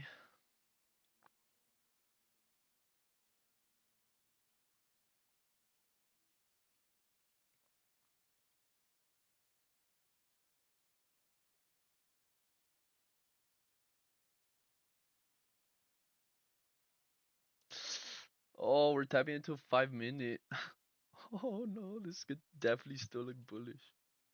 Yeah, and ES is also tapping into a 5 minute.